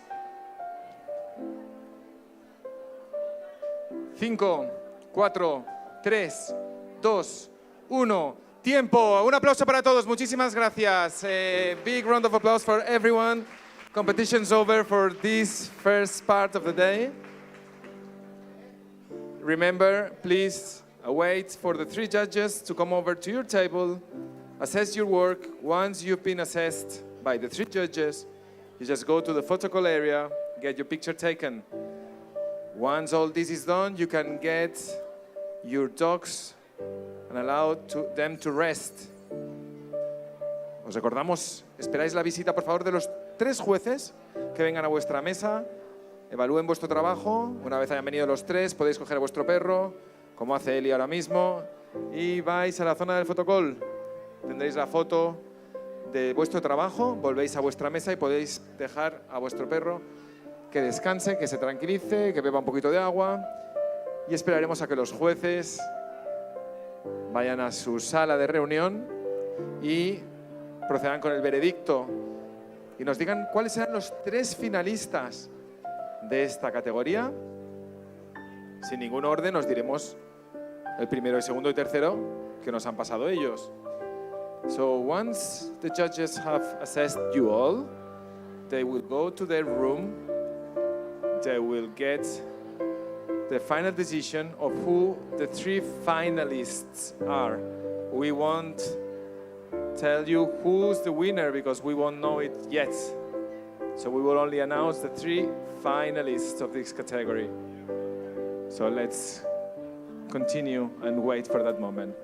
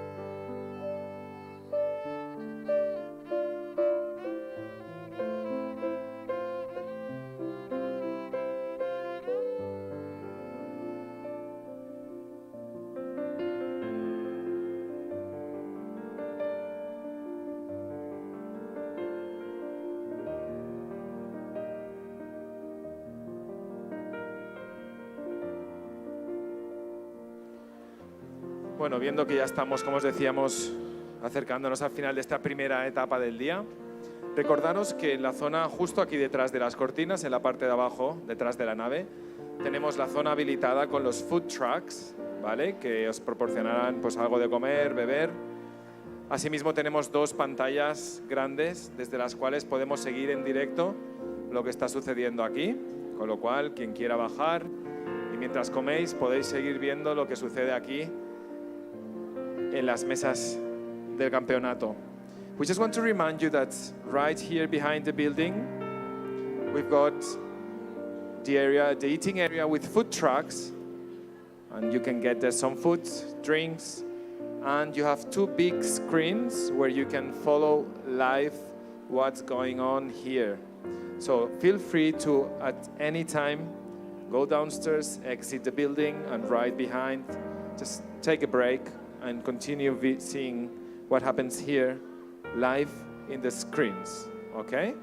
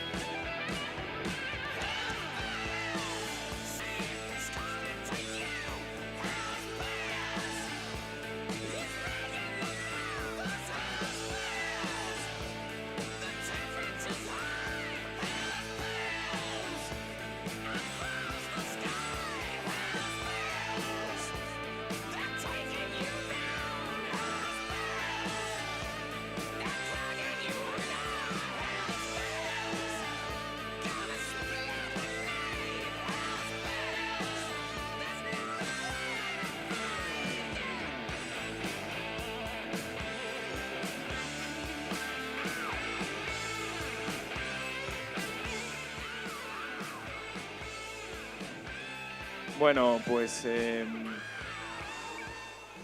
mientras esperamos, os vamos a lanzar un vídeo que seguro que os gustará mucho. While we're waiting, we just play a video that you will all love. We're sure about it. Luces y vídeo, por favor.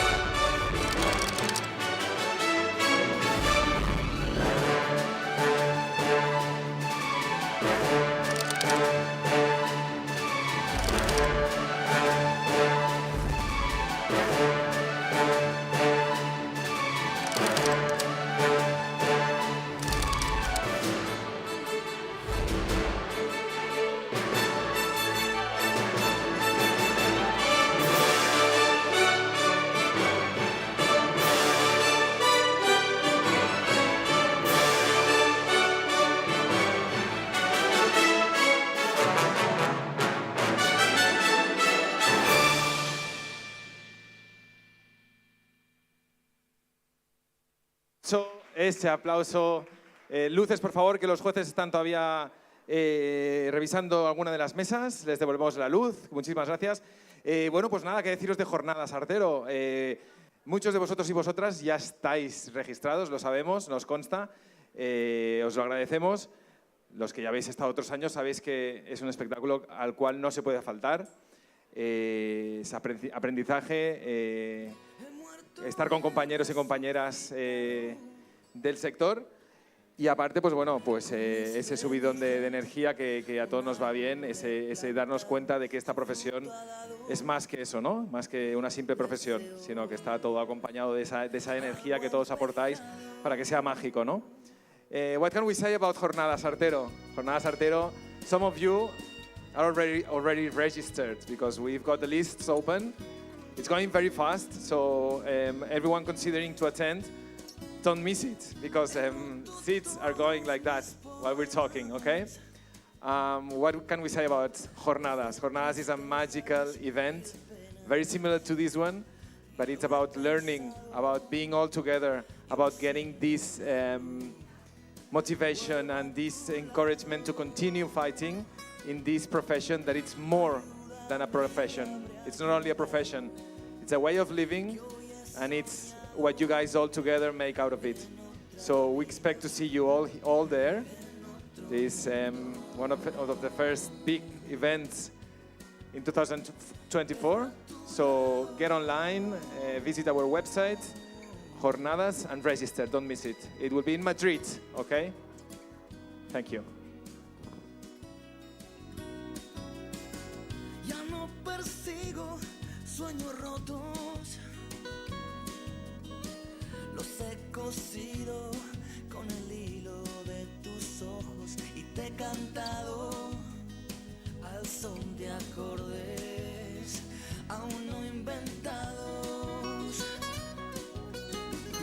Ayúdame, te habré ayudado, que hoy he soñado en otra vida, en otro mundo.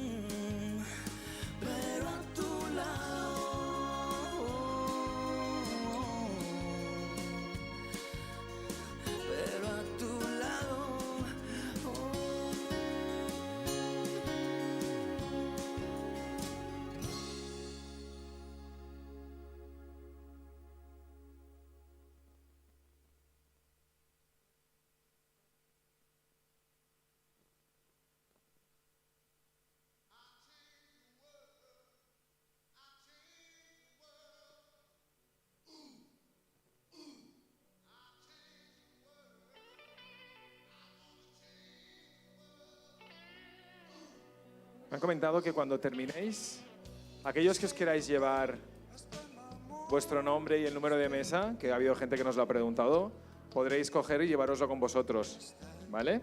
Asimismo, os recordamos, por favor, que por favor dejéis el bebedero de agua encima de la mesa, porque así podemos utilizarlo para la siguiente categoría, si no al final nos quedaríamos sin. Así que en inglés, would be that anyone who wants to get your card, the card displayed on the table with the number and your name on it, as a memory, please, once we finish, feel free to grab it and take it with you. At the same time, we would like to remind you, please, to leave the water pot on top of the table so we can use it with the next category, okay? Thank you very much.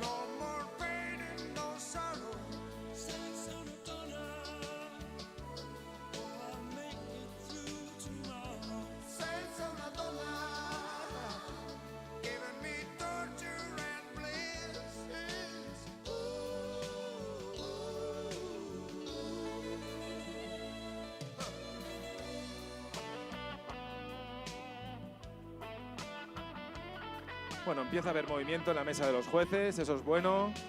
A ver si así cambian alguna de las caras, sobre todo de los workshops que han terminado hace mucho rato. Y les veo ahí con una cara de paciencia.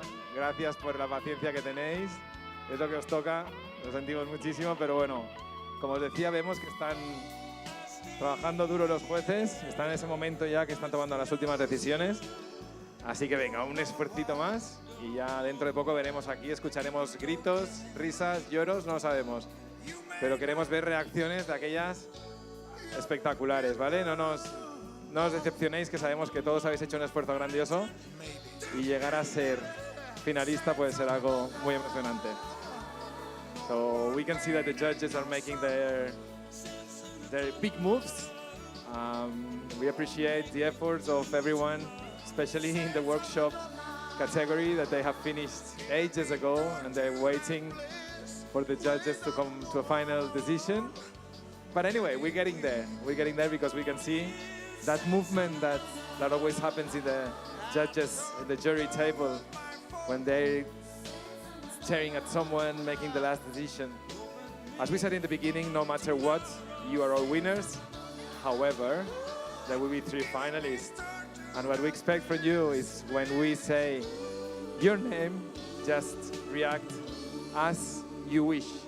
Either cry, laugh, scream, jump, whatever. But go for it because you deserve it, okay? So come on. We wait a few more minutes. As you can see, I'm gonna move because it's impressive. This image is definitely what we want to see. That image where there are some doubts and they make their final decisions. That's what the jury is about.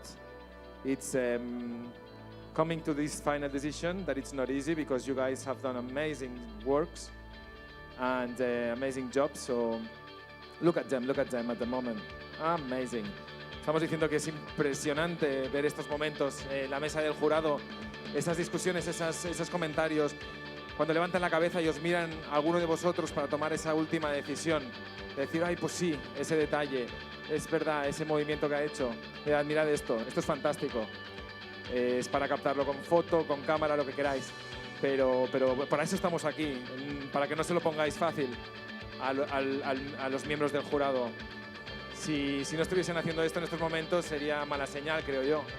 Porque sería o que todos sois impresionantemente buenos o que no ha habido esa pelea entre vosotros para demostrar quién es el mejor. Ostras, esto es fantástica esta imagen, de verdad. A mí me emociona. Suerte que no escucháis lo que dicen. Yo tampoco, ni lo quiero escuchar. Pero me aguanto, no me acerco. Que si no se me notará y miraré a alguien y luego me diréis que sabía algo.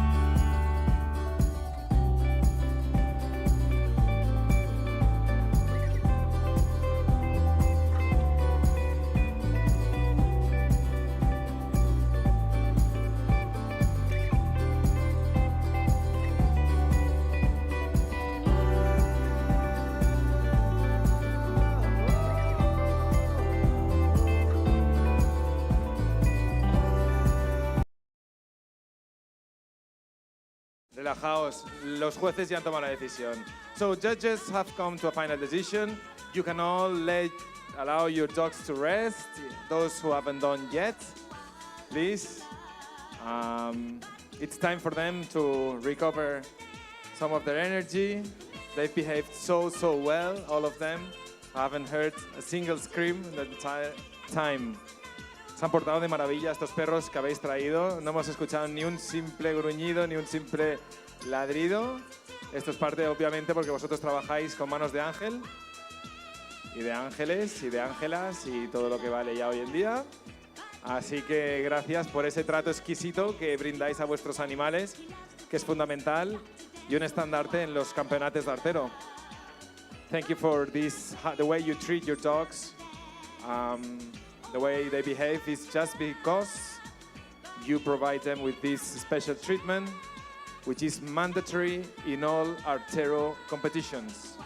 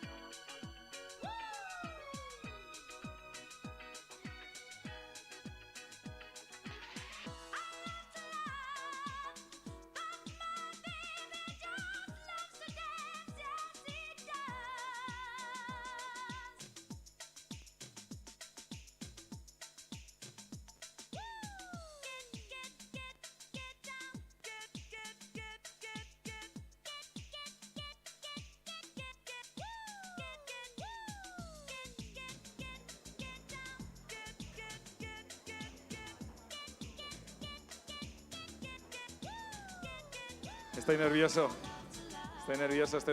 Espero que supongo que vosotros muchísimo más que yo. Realmente, ahora tengo que decir que ya lo he visto. Pero, obviamente, no puedo decir nada. No soy el que les tiene que dar la grandísima noticia de los finalistas. Y doy paso, obviamente, a Alex Artero, que nos va a decir, pues eso, el listado de finalistas sin ningún orden.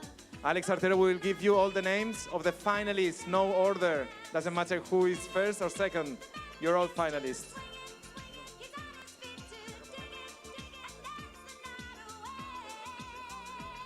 Hola, sí. Bueno, mientras se pone en marcha mi micrófono, primero quiero pedir un aplauso del público a estos participantes, por favor, que se lo merecen.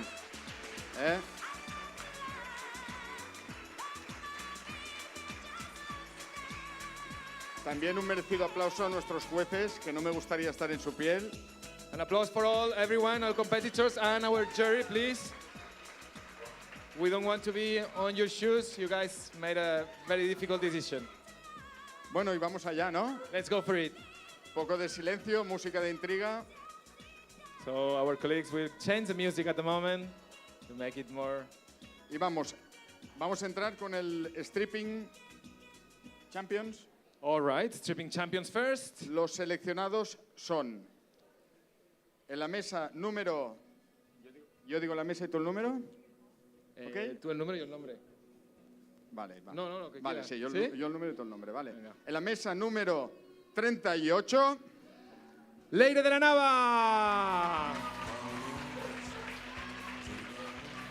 Felicidades. Congratulations, Leire.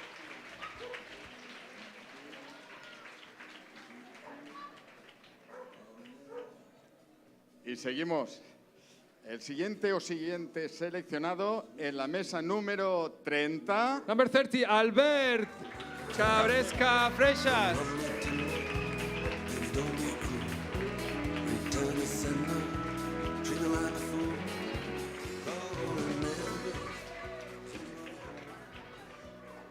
cómo nos gustaría poder dar el nombre de cada uno de vosotros ahora mismo, pero Yes. solo hay 3. We wish we could give all names at this moment, but unfortunately, it's only 3 of you guys. Y el siguiente seleccionado o seleccionada es mesa número 34. Christian Castell, number 34. Enhorabuena. Congratulations, Christian. Lady and Albert. Y ahora vamos a Stripping Open. Let's continue now with Stripping Open. En la mesa número 23. 23, Pedro Rubio Sánchez. Enhorabuena.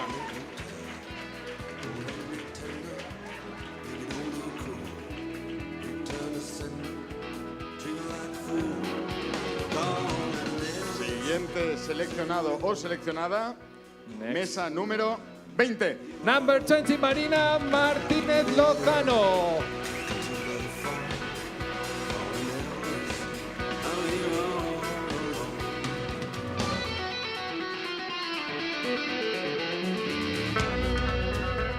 Y la siguiente o siguiente en la mesa número 13. 13, Irina Lovak.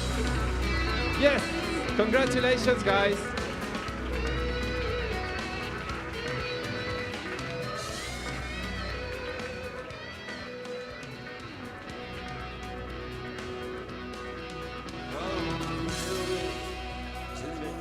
Pots tirar cap allà, al mateix.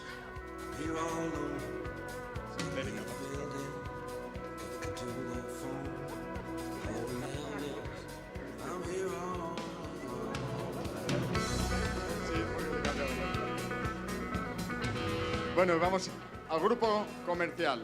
Commercial, please. Workshop. That's workshop.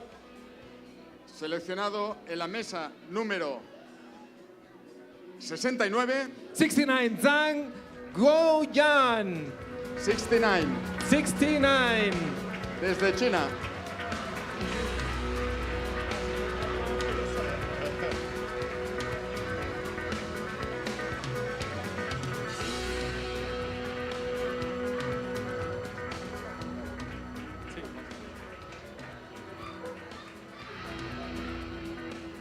Y la siguiente o siguiente seleccionado o seleccionada es para la mesa número 63. 63, Ricardo Hontari.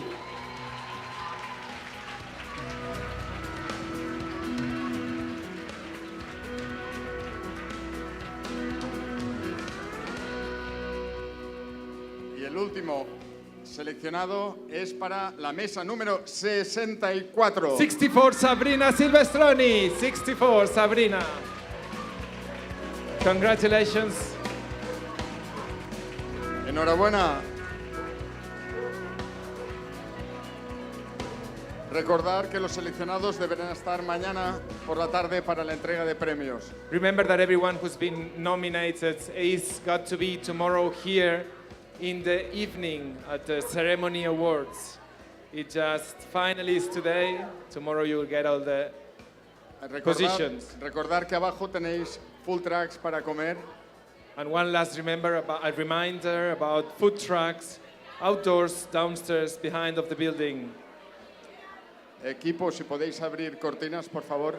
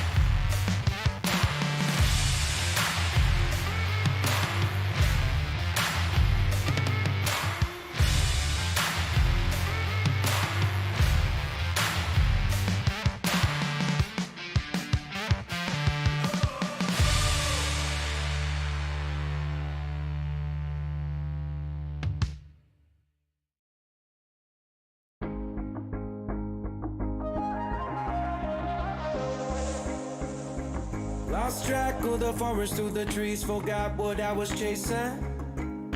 Spent so many nights living out at sea that my heart is gone vacant. And everybody who was close to me all stayed on dry land. So now I'm driving back on Interstate West, I just gotta feel something.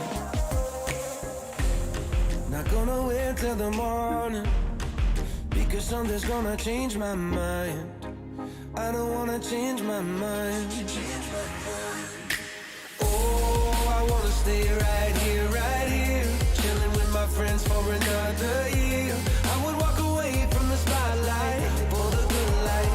Oh, come on, turn your hate into poetry, pain into power, enemies to friends, and your minutes into hours. I would walk away from the spotlight for the good life, for the good life. Send my best friend an apologetic text, he says to come over. Well, the whole damn town has been waiting for the day when you would come back here. There was dancing and talking and steaks on the grill, and I think that I will be alright. And my ex from high school still looks just the same as she did back in 2009. Not gonna wait till the morning, let's never put the night on ice. Never put the night on ice. Oh, I wanna stay right here, chilling with my friends for another year. I would walk away from the spotlight for the good life. Oh, come on, turn your hate into poetry, pain into power, enemies to friends, and your minutes into hours. I would walk away from the spotlight for the good life, for the good life. And they all said I was crazy for leaving my money, but it never made me happy or loud. Life is just too short to never do what you want to. What do you want to do? Oh, I wanna stay right here, chilling with my friends for another year. I would walk away from the spotlight for the good life. Oh, come on, turn your hate into poetry, pain into power, enemies to friends, and your minutes into hours. I would walk away from the spotlight for the good life, for the good life.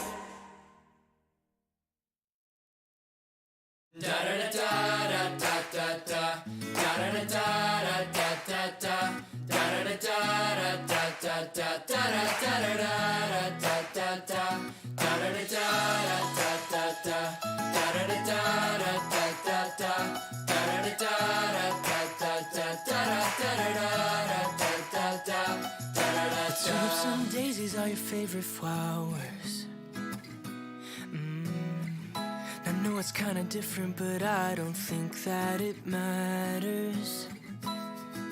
I'll tell you every day, you're so sweet when you talk, and as pretty as a bouquet. I promise I'll be nice, I swear I'll treat you right. Well, come on, sit next to me. I wanna see my favorite color when I look into your eyes. Well, sometimes it's hard to see. Nice guys may finish last, but they always get the good girl.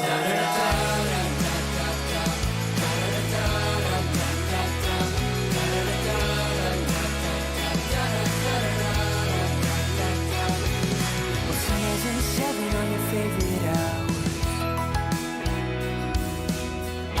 I know it's kinda different, but I don't think that it matters.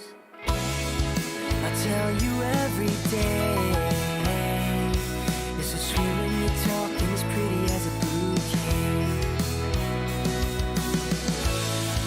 I promise I'll be nice, I swear I'll treat you right.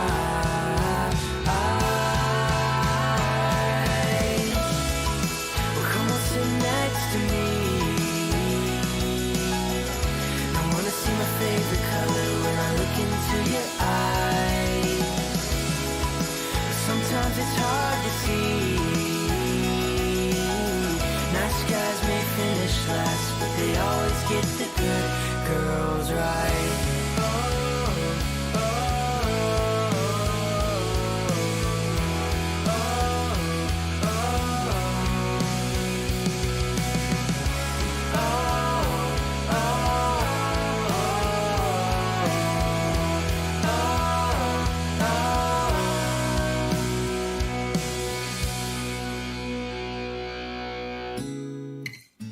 don't sit next to me.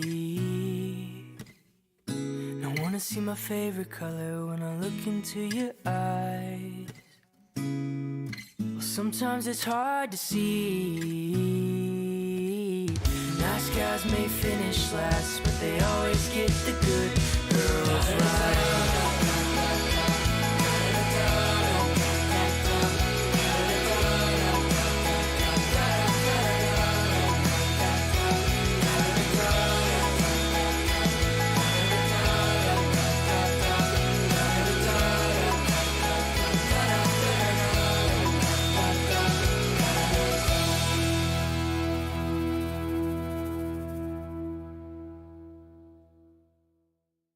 Let's put our living stereo stylus in this groove.